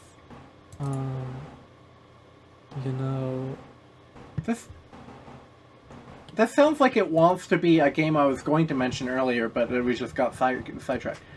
Jane, there's a game with every single track on its absolute banger. We both love this game. We both love the soundtrack. 999. That's true. Every Peak. Every song a heater. Every moment a peak. Yeah. Literally. Yurukill, the Calumniation games. That one, yep. Calumniation games. Number 16, Prejudice Synapse. Sounds like it's trying to be a Zero Escape song. Yeah, shout out, of course. Shin Hisoe, the GOAT, except for that time he was forced to work on Xenosaga 2. If you want to hear Hisoe do some bad work, go listen to his tracks for Saga episode Xenosaga 2. Because the thing about Xenosaga 2 is that it's two composers, Shin Hisoe and Yuki Kajira. Kajira did all the music for like the cutscenes and stuff. And poor Shin Hisoe was left to do all the music that plays like during gameplay, where he was forced to very small like size limits of how big the songs like could be file wise, and also to, I believe, to only use like the shitty ass samples native to the PS2. So like there's some absolute dog shit in that game soundtrack, especially in like, as I understand the story, it's even worse in the original Japanese version, and then they had to get like either him or Kajira to just replace tracks for like the global release. because it was so, what were they doing? What were they thinking? What were they thinking? But that's really a product of circumstance. Sonic Chronicles of the Dark Brotherhood, not a product of circumstance. That game is also just bad on its own. Also terrible, terrible soundtrack. Holy shit. That's like a legendary... it might be a product of circumstance. I actually have no idea, to be honest. I'm just going to hate. Do you have an inverse? A game that you think is like a banger, mechanically and narratively, whatever, but the soundtrack just is not up to snuff? So, you see, I have a big issue because, that is like conceptually very challenging for me because I need the OST to be good to get into it. Yeah. I'm actually going to say the game... Oh, this is such a weird answer to give. Honestly, Elden Ring. No, that's a bet. I was gonna say, actually, this is very easy for you. It's every single Souls game that's not Demon Souls PS3. Fuck Demon Souls PS5 soundtrack. What I've heard of the Bloodborne soundtrack is awesome. Bro, it's the same fucking shit, man. Now, it did have Koto Hoshino on it, so... Or no, not Hoshino. It had Saito on it. Tsunasu Saito. I mean, Saito also did work on Erdtree and base Elden Ring. He did like the main thing, so he did bangers. But... Well, I was about to say there are some notable exceptions to Elden Ring as the answer. The DLC. This is only the base game. The DLC's bangers. Almost every track in it. And also, it does not include the Godskin duos, the Godskin theme, sure, and a couple others. Estelle, the theme that plays when you fight Estelle, awesome. There's quite a few good ones, but overall, it kind of lacks. Overall, yeah, I would say, I mean, every Souls game that I think is good is still, even Dark Souls 2, I think there's some really good tracks in there. Mostly just like the more, quieter ones, not like the boss themes. Boss themes all fade out of memory immediately. But, it's still like whatever compared to what it could be. I would say I think that Dragon Age of Veilguard, while not like an amazing game, I think I would like it way more if its soundtrack went hard. But its soundtrack is probably the worst in the series.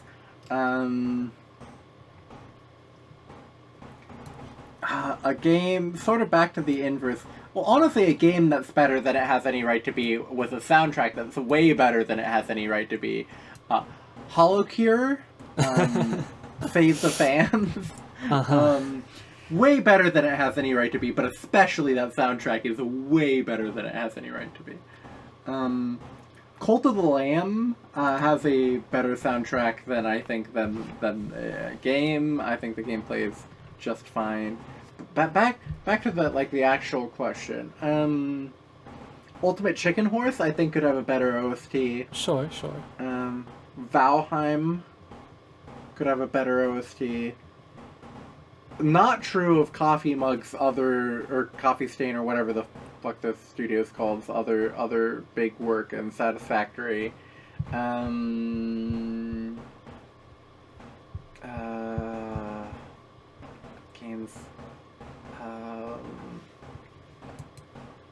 I feel like Civ 7's OST is not quite there compared to Civ 6's.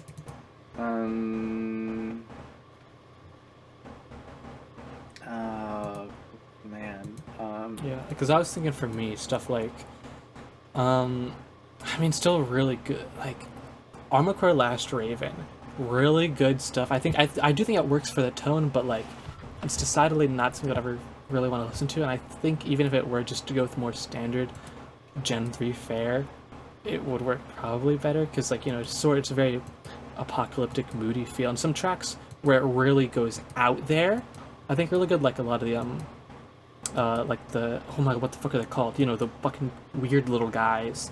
The pulverizer, a lot of pulverizer themes with the, just have a very large track, but themes that when you play, like, fight when the big pulverizers at the end, very good. But still not what I really am looking for from Armored Core. I think Xenogears, it's not a bad soundtrack. It's good. I think especially a lot of the environments are good, and a lot of the, like the overworld, absolute classic. The Stars of Tears, absolute classic. But like, iconic, and I can think of like iconic RPG boss themes. Night of Fire, not it. I like it, but it says nothing on, I think, the rest of the series, or even a lot of Mitsuda's other work. Mm-hmm. It's a bit lacking for what I think of when I think of Mitsuda. Let's see. I've managed to come up with several more answers to each question. We got time. Shoot. Persona 5, thing in OST, game's kinda ass. Freaking, oh god, the second Nirvana I Initiative? go talk The second high? yeah, Nirvana Initiative. I think I would have liked Plague Tale a lot more if its soundtrack were better. So there's this game called Vampire. Do you know of it? Yeah. Yeah. Vampire's like okay as a game, but its soundtrack is awesome. I've been using it for our D&D campaign a fair bit. It's OST because it's set in sort of a similar time period of London, a very different context, and only similar, not the same. But yeah, it's great. Great soundtrack, and it's just like a decent enough game. Oh god, I had so many. Divinity Original Sin, I know people love that game, but it just didn't quite catch me. But its soundtrack's awesome. All like the Pillars of Eternity stuff. Oh man, there's... How's Tribe 9's OST, mate? I have no idea. I didn't play the game. I played the demo, but I don't remember any of it. I remember exactly Zero Fate. It was probably fine, but like I have no idea. Fair enough.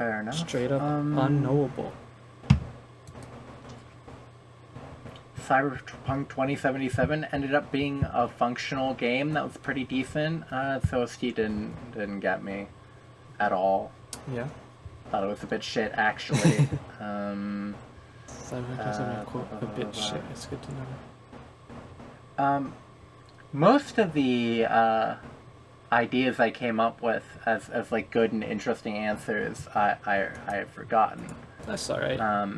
The instant I started to talk about it. That is the best of us. You know a game as recent that has absolute banger soundtrack that is incredibly core to the game itself and is just awesome. It's a great game. Are we about to? Huh? Came out this year. Yeah. What's it called? We were both following it. So it's two, I think. OST. We were both following it. I was following the game for a while because I've played stuff from the developer beforehand. That's also has a banger. It's, I believe, literally just one song. That's all I remember from it. What's it called? You mentioned it like the other day. Yeah, I know.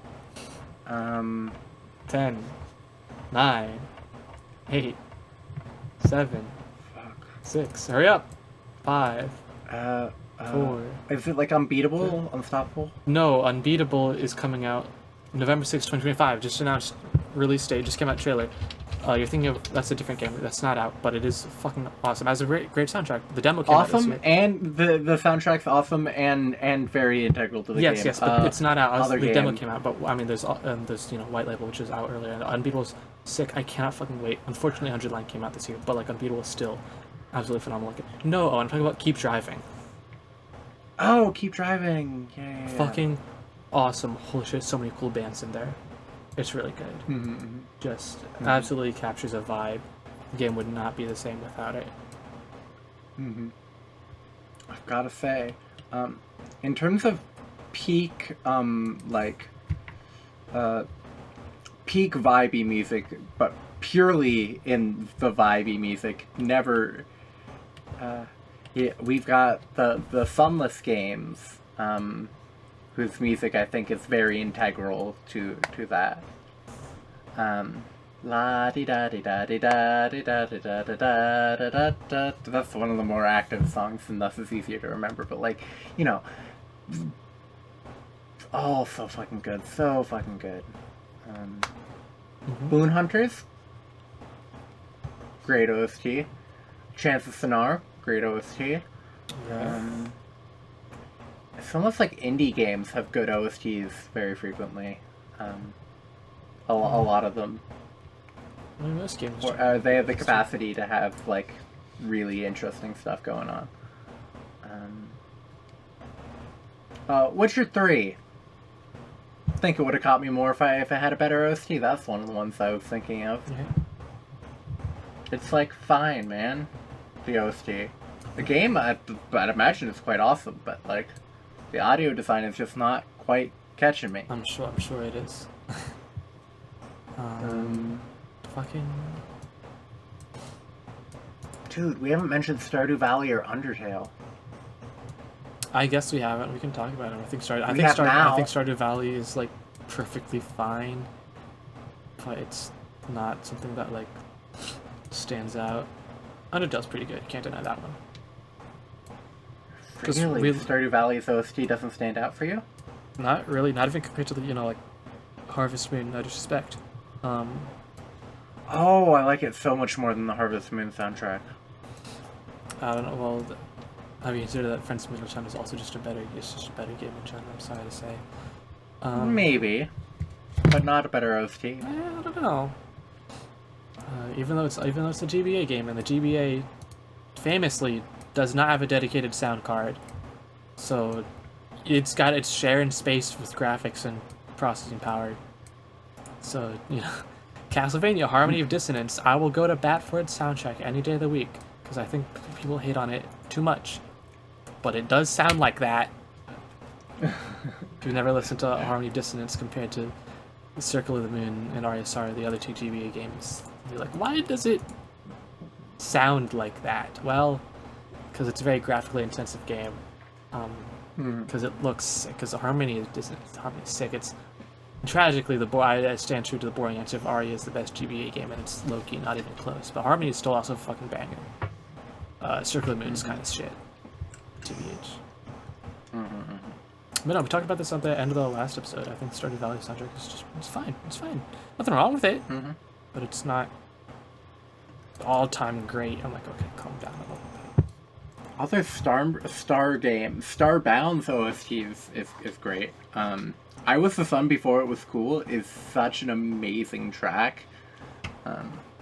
Terraria, classic. It's a banger.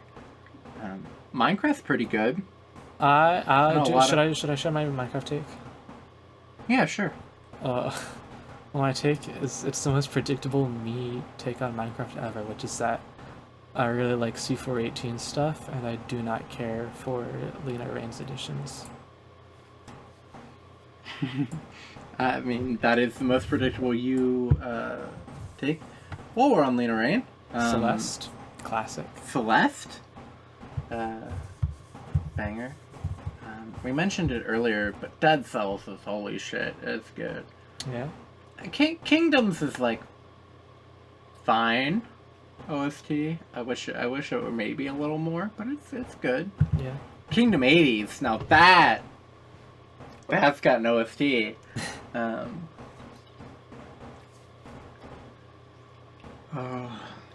Games. We talked about Drakengard. We talked about Expedition 33, but we have not talked about Nier, which Expedition 33 is just aping on excessively. So I have to talk about Nier, because Nier is awesome. Automata is also really good. It's basically doing the same thing, but I don't think it's interesting. And I mean, for, Obscur, decidedly aping from Nier, which is, of course, just extremely taking from Yoko Kanno's work on Turn A and Escaflowne, which are also just bangers. Not games, of course, but... Well, Escaflowne does have a PS1 game that I do have... Well, I burned it, and I played like an hour of it, and I'm like, this shit is ass, but I do love Escaflowne, so... Good enough for me. Because Escaflowne peak. Just peak. It's just peak forever. That's all. I've got a game that soundtrack quality is exactly relative to what I think of the game, which is like Okay. actually the game devoid of regret, which is perfectly fine to a little stinky. Any guesses? I played it late last year. Third of last year. Oh, I've got no idea. Not even one little guess. What all did you play last year? I played way too many games last year. I was required. Yeah, I know. I was required to play this game. Oh, is it? Oh, is this really? Is this your stance on? Oh God, sigil game. Planescape what's it Torment. called? Yeah, Planescape Torment. It is exactly Please my stance on Planescape Torment. Oh, that's such a bad opinion. No, it's not. The game is Such an incorrect fine. opinion. Have you listened to the soundtrack for that game, man? It's like It's classic. me. Which is exactly how I feel about Chris You know Avalon. what game's OST perfectly matches the game in terms of quality? Okay, what are you about to be a hater about now to me? Because I apparently I've offended you. No. This is a funny one. Oh, I think you'll agree. Obama? Obama. I think this is the first time we've mentioned Obama in this podcast. Let's fucking go. It's yeah, it's soundtrack perfectly encapsulates Sylvia whatever the Line. fuck Obama was. Yeah, I'll agree.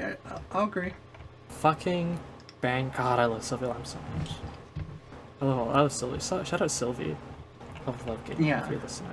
For some reason. You won't. Well, that's not gonna happen. I hope it's not happening. That'd be weird. It would be wild. It would be very wild. I don't know. Freak Hunter?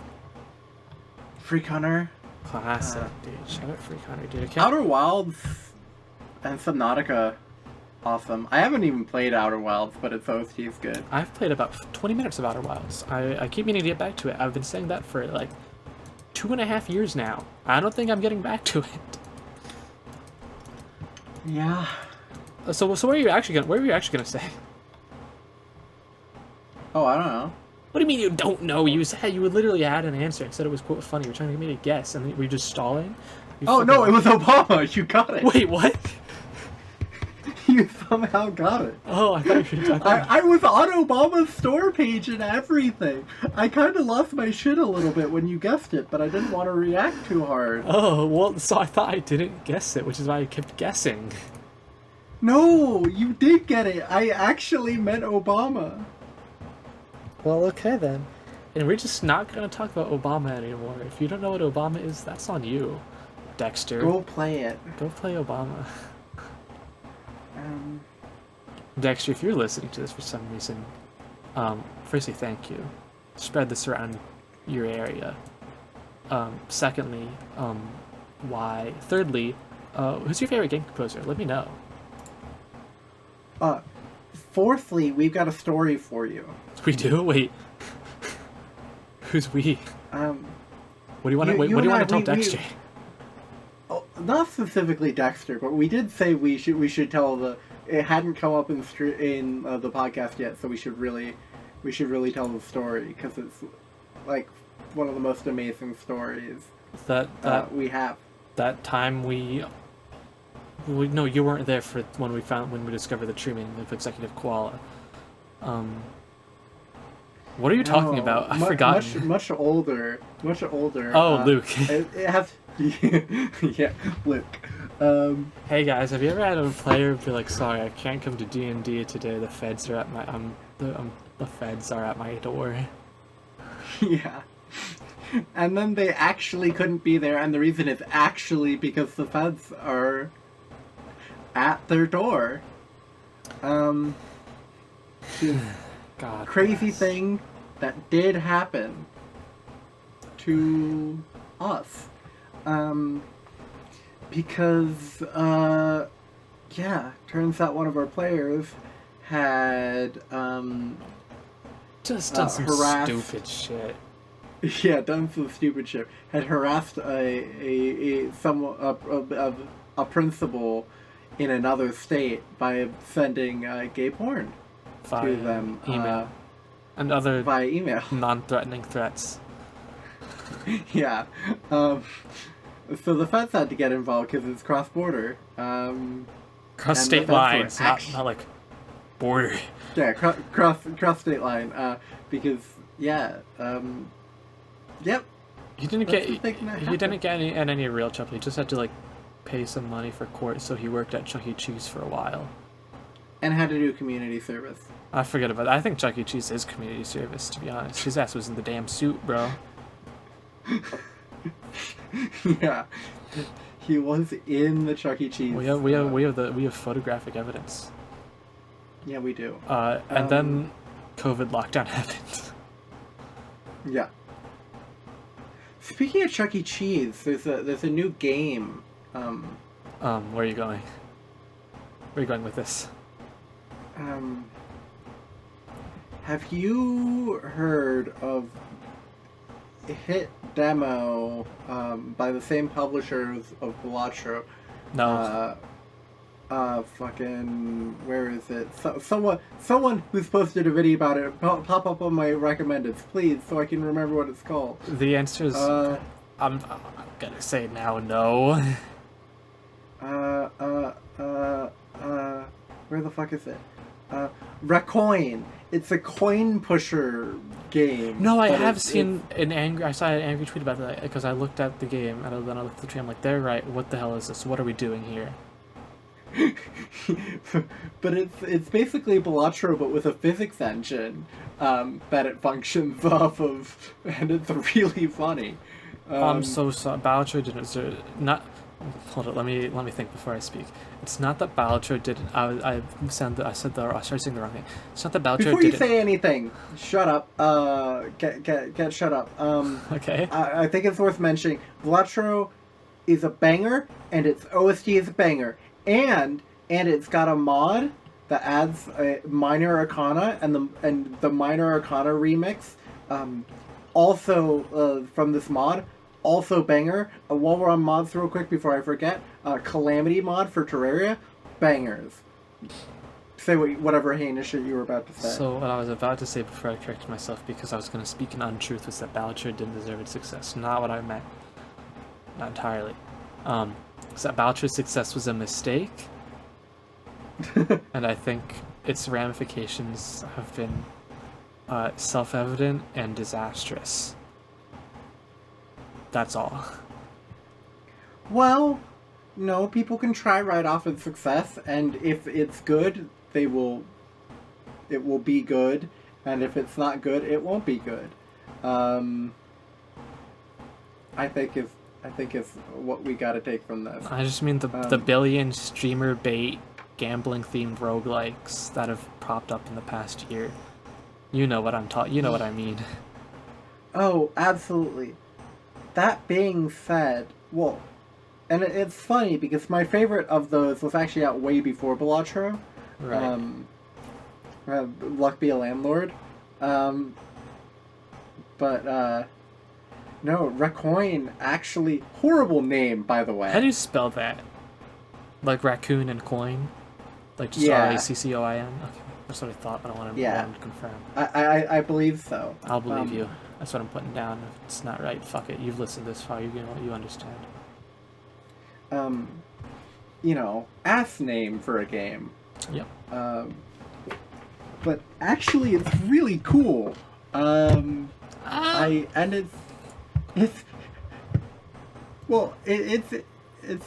a bit different.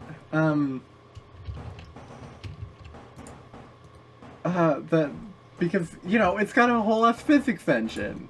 It's actually not all that much like Balatro. It's really deeply interesting that it exists, and how it exists. You also believe that SF is quote deeply interesting, so I'm starting to think you might have like a brain injury. Deeply interesting is not how I would describe SF. You at least use the word. You at least use just interesting as an adjective, not a verb. Interesting and deeply interesting have very different connotations to me. I don't know. Deeply is a word that I have some weight behind. Well, This game is really just a sort of an anomaly, anomaly in the series of events that led us to get here.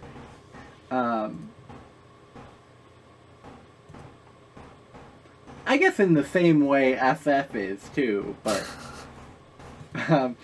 sure. but that's not what that's not what you that people think when or what I mean when I would say SF is interesting, whereas that is very much what I would mean when I say that Recoin is interesting, deeply interesting.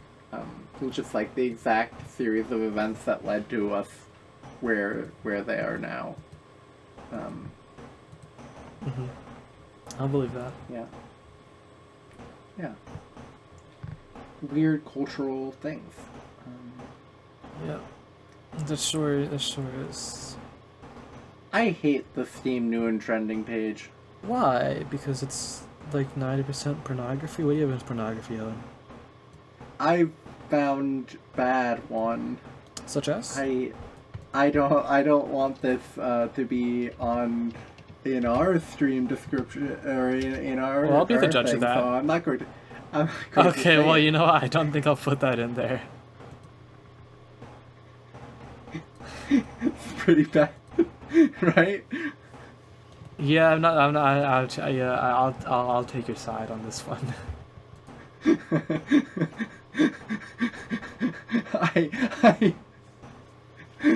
I think Steam was a mistake, actually. Many people are saying this. We literally don't need Steam, but Valve conned us. Actually, maybe the thing Half-Life 2 the, was a mistake because that's why people have Steam. Well, maybe the people who are trying to get quote pornographic games off, maybe they've got a point seeing this one. No, people are allowed to make that. I just don't really want to see it on new and trending. People are allowed to make it. I don't know if they should be allowed to publish it though. Why not? No. You can't be saying that. A public forum that other people have to see if they don't choose to look for it. Nah. Let them. If this is what the people want, let the people want it. But I don't think it is what the people. Maybe it is. It's literally new and trending. Oh. Now, does it look from this little screenshot? Does it look like another classic AI Gooner slop? Absolutely. Is that really what the people want? Generally not. People generally want soul in their pornography, which is fair. I do too. But if this is what the people want, well, maybe. I'm sure, and maybe we're just a dying breed. Yeah. Oh, I'm on the Steam page. Well, is it AI Gooner slop or is it hashtag real Gooners, real Goon hours? I wouldn't describe it as either, but I don't think it's AI. I think it's just bad. So it has a right to exist. What a shame. You're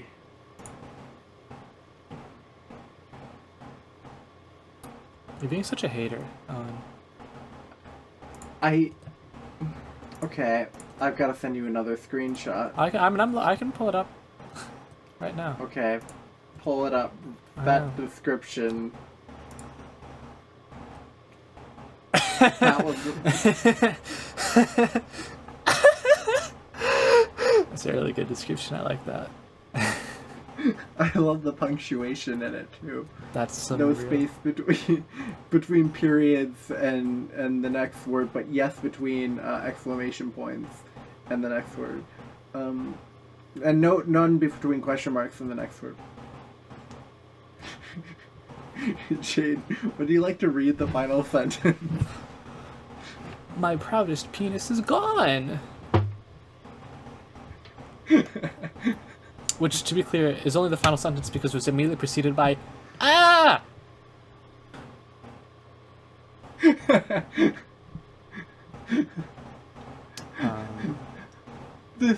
We should. Oh god. Let's look at some reviews. Oh, good lord. This is like 80 paragraphs long. I'm not reading that. The game content is good and the ability to change clothes is a plus, but don't put yourself into it. Don't imagine this as yourself. Real as fuck. This is not just an ordinary age game, but an immersive experience that combines a complete story, rich characters, exquisite CG, and professional voice acting. Okay, now, now read the first sentence of the story on the category on the many paragraph one. The game's narrative follows Beryl, a young No, you don't have to read it out loud. Oh god. a charming young man who devotes himself to a life of molestation on trains. Thanks, man. Radical. I think it's time to move on from this awful thing. Okay, 100-line segment of the day. Okay, we yapped a little bit about 100 line earlier, but we can yap more about 100 line. I found, for those following... Well, no, I was gonna say, because this is a VGN special, let's talk about its OST. Sure, let's talk about it, because it's got some good ones. It's got some really good ones. It's got the best little guy theme of any... That's true. Shiri's supervision. Yes! Mr. Monokuma's lesson ain't got shit on Shiri's supervision. Yeah, I mean, Mr. Monokuma's lesson is a great track, but it's not. It's not Shiri's lesson. It's so good.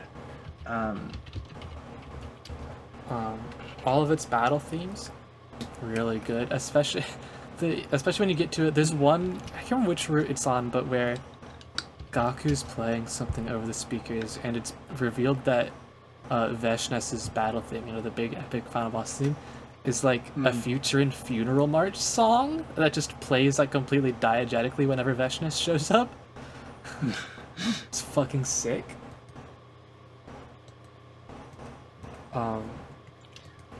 Title screen themes are bangers. I think just like the main like free time, absolute classic. La la la la la. Who could forget? Bang! Shout out! Thanks, Gaku, for putting us on that one. And the important one that we like that we used. Oh, I mean, well, we used two important ones, but I mean, all three of like the commissioned lyrical like pieces: Rumble by Pale Dusk, Sedum by Sincere, and Carousel by Zinni. Absolutely fantastic. I think all three of them are perfect for where they are. I really do love Rumble. It's so stupid in just the perfect ways. Yeah. Oh, correction. I believe it is Shiri's supervision. That's what I've been saying. Oh, have I been saying Shiri's lesson? Oh my god. It's Monokuma's lesson and Shiri's supervision. Oh, okay. Yes. There we go. I can't remember if it's Mr. Monokuma's or if I made that up in my head to add alliteration. I feel like it is, but I may be wrong. Because Rumble, as soon as it plays only like what I believe it plays 3 times. It's every time it gets, I think, dumber in all the right ways. Because it truly has, the song truly has like the same sort of irresponsible energy as Underline itself as a game.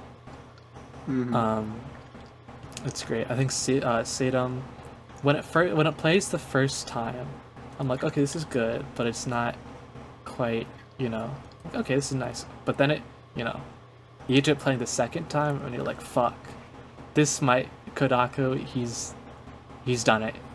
He's peaked. He's a dog, he's him, etc.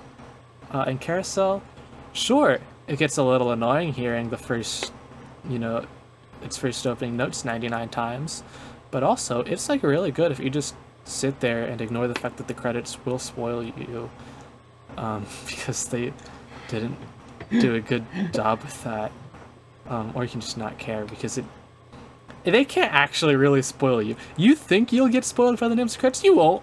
I'm telling you right now, you won't. it'll just lead to weird anticipation. You know, particularly with Route 5, ME, not yeah, not the direction that you. one was the one I was thinking of. Boy, was I wrong where that was going. Yeah, we got an idea of how that was going to be possible, and we were not right. I was not ready for them to be so dick-pilled with that one, dude. Oh god, it was so. You know, that route's really good. The more I think about it, the more I love that route. It's one of the best, dude. It is one of the absolute best. Is it being played for Bob? Is Bobber playing it? I believe so. I believe Ending 9. Yeah. I believe Endurance Match was one of them. Okay. And as long as you got one, I'm happy. I think all the endings are really good, but Endurance Match is like by far the funniest one to have on a stream. Yeah, I agree.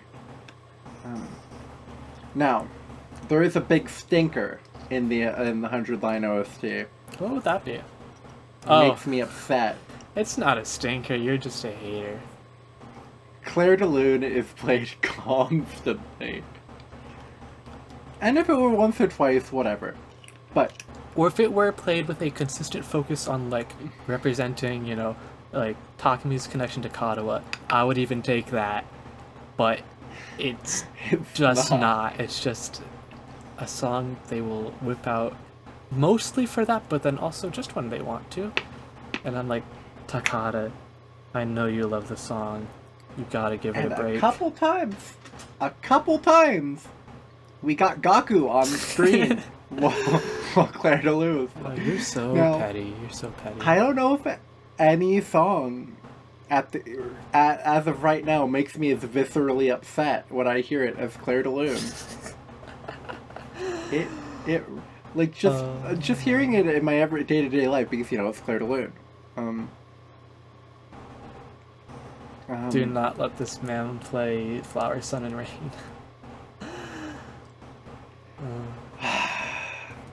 It viscerally upsets me. You're so lucky Takada chose Genocide 1 instead of Clair de Lune again for Killer 7 for that one bit. Or, like, even if it were an interesting recording of it. Hey, you know, not. Speaking of that, I did check. It is a different recording than the one used in V3. Of course it is. It's still, like, you know, fundamentally just Clair de Lune again, but it is... At least to my ears, it sounds it's definitely a different recording. But it's not like he used, like, you know, have you ever heard, like, the recording, like, on, like, a, you know, like, a player piano roll of Debussy actually playing it himself at, like, a weird up-tempo?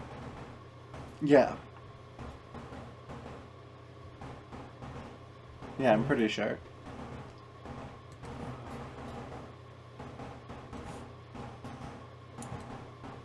Yeah, that'd be an interesting thing to put in there. You know? Put in fucking Kamasi Washington version on there. Yeah, please. There's so many interesting versions of the song. But, God, Speaking of music, we're drifting out into normal territory. I could talk about more 100 Line, but all I really have to say is I finally finished the first part of my write-up that I mentioned way earlier. I'm so happy that should be the hardest part after most of it's still not good, but I do think I finally got somewhere in the last, like, 60% of a page. As I dive into the Lovecraftian fear the game instills upon you when you first reach the credits and you realize that you're stuck here forever. And as we realized that we were like, we have to do all 100, there's no other way. Because 100 Line is and then we did the ending we did first. I haven't even gotten there. It's just so funny, man. It's just so funny. Yeah. What was I saying? We're talking about music. Do you want to briefly talk about some of our music stuff that's been going on? If you have any thoughts to share publicly. Publicly. Man. Dude, it's getting long. Just briefly. It doesn't have to be that long. Yeah. Everyone should go listen to... God, I'm so tired. What is it? Midori. Just any of their albums. Yes. Any of them. Everyone should go listen to Midori. It's so good. I'm not one for, like, scream singing, generally, but, like, this is peak. Yeah. This is real, genuinely, like, peak. Truly amazing. Yeah. I, of course, as you all know, because you all listen to every episode the entire way through, I had a monk stream, Thelonious Monk. Banger, but very bizarrely mixed when you listen to it on headphones that notably were not going to be used in 1963. Not bad, it's a really funny and low-key bizarre experience, but we had a great discussion about it the other day in our own private lives. Using using Watsonian and Doylist as terms for applying them to music. Well, I did that because I felt like it, not because it was useful.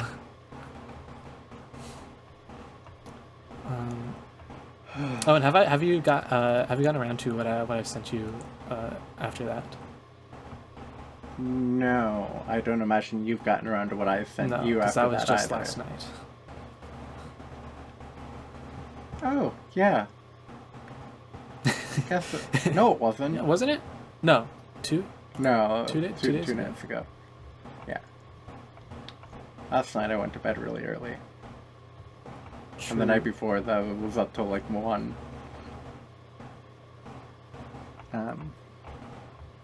Probably up till 2, to be real, but yeah. No.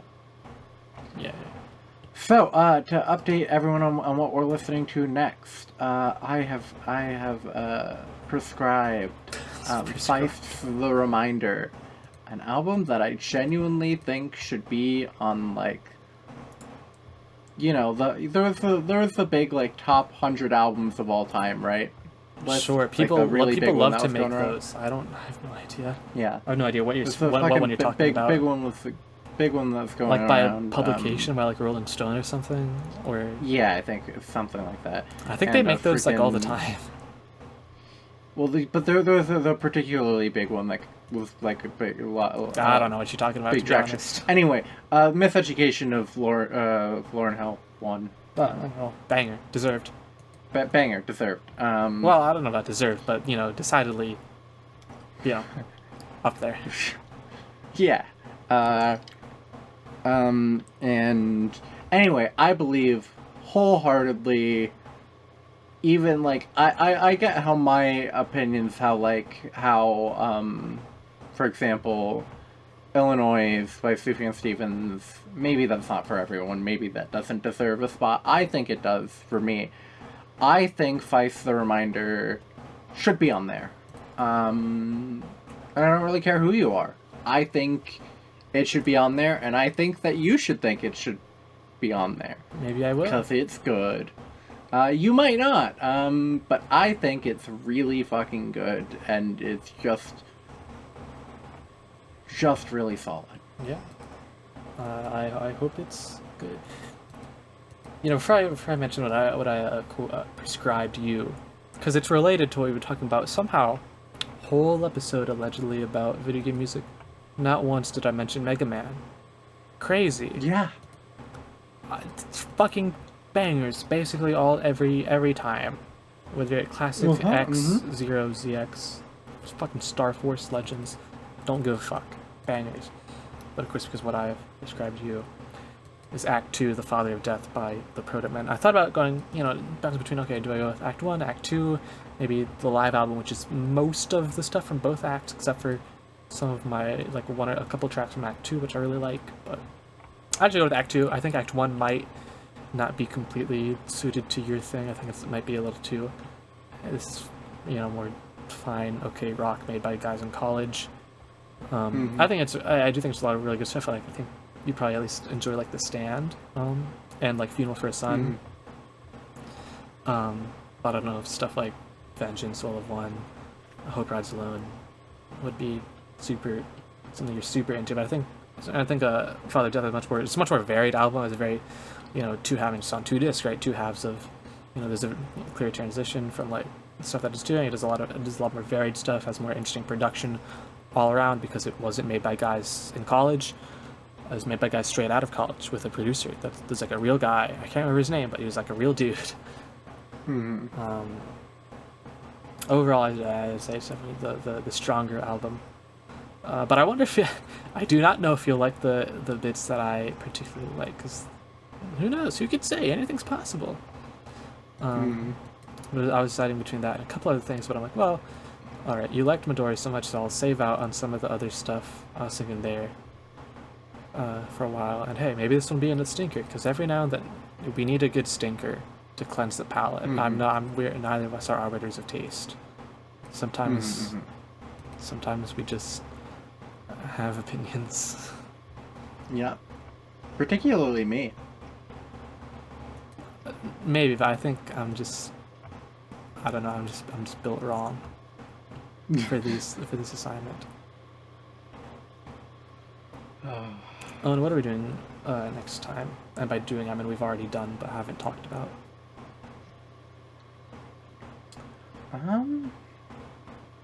Which one is next? Look outside, Owen. You say because you know. Look at the moon. Okay. It's a little odd tonight. Yeah. We're doing Termina. Termina is upon us. And I can't wait. Yeah. It's been Termina. Oh, wait, we can't. It's so good, chat. We do have one more task to do. We have 2 games to add to the list of unhappy compromises. I don't really know where to put either of them. Well, we have to start. So let's start with Transistor. Is Transistor better than Tales of Monkey Island? Yes. Yeah. Is it better than Sunless Sea? No. But we played Sunless Sea in such a weird context, I have to leave that question up to you. It's a tough one. And I mean no disrespect, but because it is like, it's really is the conundrum of stuff like, well, we did only play like 4 hours of Sunless Sea, but I do think there's a lot of very interesting ideas in that 4 hours from what I can see, even if I don't particularly enjoy all of them. Because I feel like I got a pretty complete experience for Transistor of what I was ever going to get out of it. I liked it. A lot of great like music in there and stuff, but it's not super. I think the combat was alright. So what? You're not gonna go back and do NG Plus with every thingy enabled? No, you dumb bitch. Are you stupid? What am I, stupid? I wouldn't waste my time like that. I could replay No More Heroes 2. The classic fucking. God, I think about doing that while I'm still here before I leave my Wii behind, but then I remember that would make me that I would have to play No More Heroes 2. Classic ordeal we all struggle with, even have a desperate struggle with. Some would even say. Anyways, if you're willing, if you say no, well, you said no before you even thought about the constraints of Sunless Sea. Well, because Sunless Sea, in my eyes, is the #1 game of all of these, I think, other than 100 Line, maybe. Good. Other than Good. 100 Line. You saved yourself. Yeah. It hurts to say, but I do think then the Transistor will have its final resting place. Maybe we'll reevaluate later, but for now, Transistor sitting just below Sunless Sea. I think Transistor. I'm deeply into what Transistor's doing and all the lore and stuff behind it, but that's not like a scrounging every bit of lore out of it is not like a reasonable expectation for like the average player, right? And I think it kind of, I'd say that's kind of, and I think it sort of flubs the ending of I don't really care about Blue Tark. Yeah. like at Yeah. all. Well, to me, the real ending is just Jace. Or Royce, not Jace. Jace isn't like a guy in it, I don't think. Correct. It might be. There's a lot of names. I'm pretty sure that you're thinking of Royce Brackett. Yes, Royce Brackett. Okay. Done guy. Okay. Told you we're into. I told you its name is becoming real. The list of unhappy compromises. And now, Castlevania Rondo of Blood. Is it better than Tales of Monkey Island? Yeah. Yes. Okay. Is Castlevania Rondo of Blood better than Transistor?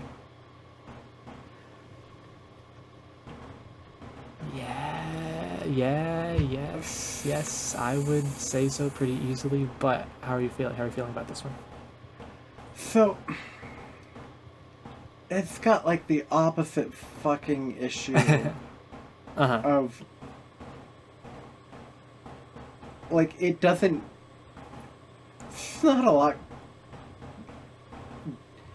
it's all in the gameplay and the vibes, right? It is. And think about just how fucking sick the vibes are. That's the thing. I don't even think the vibes are amazingly sick. I think the gameplay's pretty sick and the vibes are decent, but I don't think the vibes are amazing.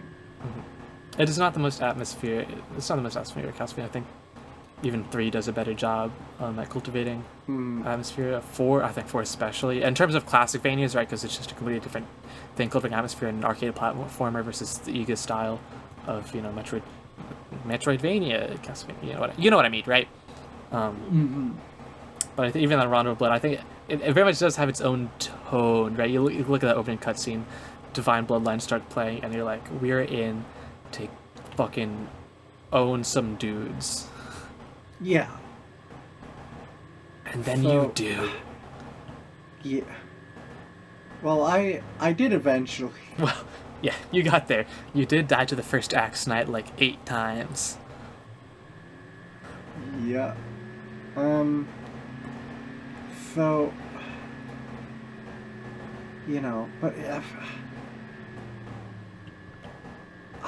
it's my love of atmospheric things is saying no. I love atmosphere. Atmosphere is my thing. So I think for me, I'm gonna have to say no. Okay. How much do I try and fight you for a sliver here? You can have it. Like we can put it above Transistor. Yeah. Okay. But I want it to be known why I'm saying what I'm saying. I'm an atmosphere person. It didn't have a ton of atmosphere. And there's no way you're gonna let me argue it above Sunless. No. Yeah, didn't think so. No way in hell. Alright, so that is alright, so our current list, if I'm remembering correctly now.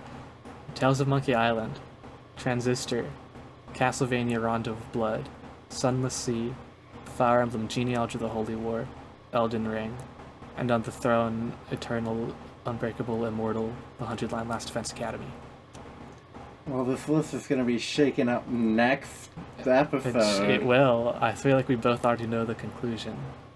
We know the conclusion, and it's the conclusion. Yeah. So, guys, chat, fellers, gender neutral. Look, don't expect like a radical change of look. It's not being 100-line. Look, I'm gonna spoilers. Termina's really good, guys. Termina's so good, chat. Termina's pretty sick. We finally found something. Spoilers. We finally found something that both of us are like. This is both pretty sick, even though I have like a lot of issues that we will talk about. Yeah, it's got atmosphere for me. It's got the music. It's got... Oh. I mean, what things matter to you that it has? Like... It's got great art style. It's got, you know, classic design, little freak designs. You know, the vibes are right. The music's really good. Mechanically, I think it falters in both its immediate. I think it falters in both its immediate opening and the end game. But that bit, there's a. We'll talk about it. We'll talk about it. We have plenty of time. We'll talk about it. We'll talk about it. Maybe even 2.0 will be out, and everything we'll say will be irrelevant. One day it will be. Maybe. Do you have any? Do you have any closing thoughts? Oh, and where can the people find you? Nowhere. That's wrong. LinkedIn? No, I was just gonna say on Bisky. That's where they can find us. Mostly me. Sometimes you. Very rarely me, but yeah. I think I'm gonna start a media thread next year, like you do, except I don't consume as much media. Well, look, they're fun to do. Well, I consume a lot of media, but I just very different types in ways that I just wouldn't be posting. If you don't take it seriously, they're fun. Especially just like as a reminder of what I've done outside of because I already, you know, have a personal like diary and shit that I write in daily. So just doing a little bit of that sort of publicly, just like, you know, brief little thoughts. It's fun. Fun little thing. Yeah, I'm gonna give it a go. Don't next be. year. You don't have to be super meticulous about it. I don't put everything though. You know, I replayed Dark Souls 1 this year. I didn't put that shit in there. I didn't feel like it. Yeah. Well, unless I start putting scientific journal papers in, I don't know how much we're getting. You can. The coming year. You can make your thread as bullshit as you want to, dude. That's absolutely valid. Should I put select as? Oh,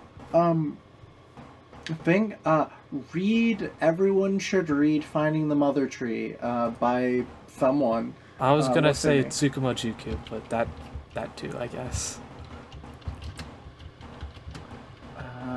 By Suzanne Sinard. Sure. Simard. It's good. It's good. It's really good. It's really. You want to understand the world on so many levels. It's a great book to read. Bye. Yeah. Yippee.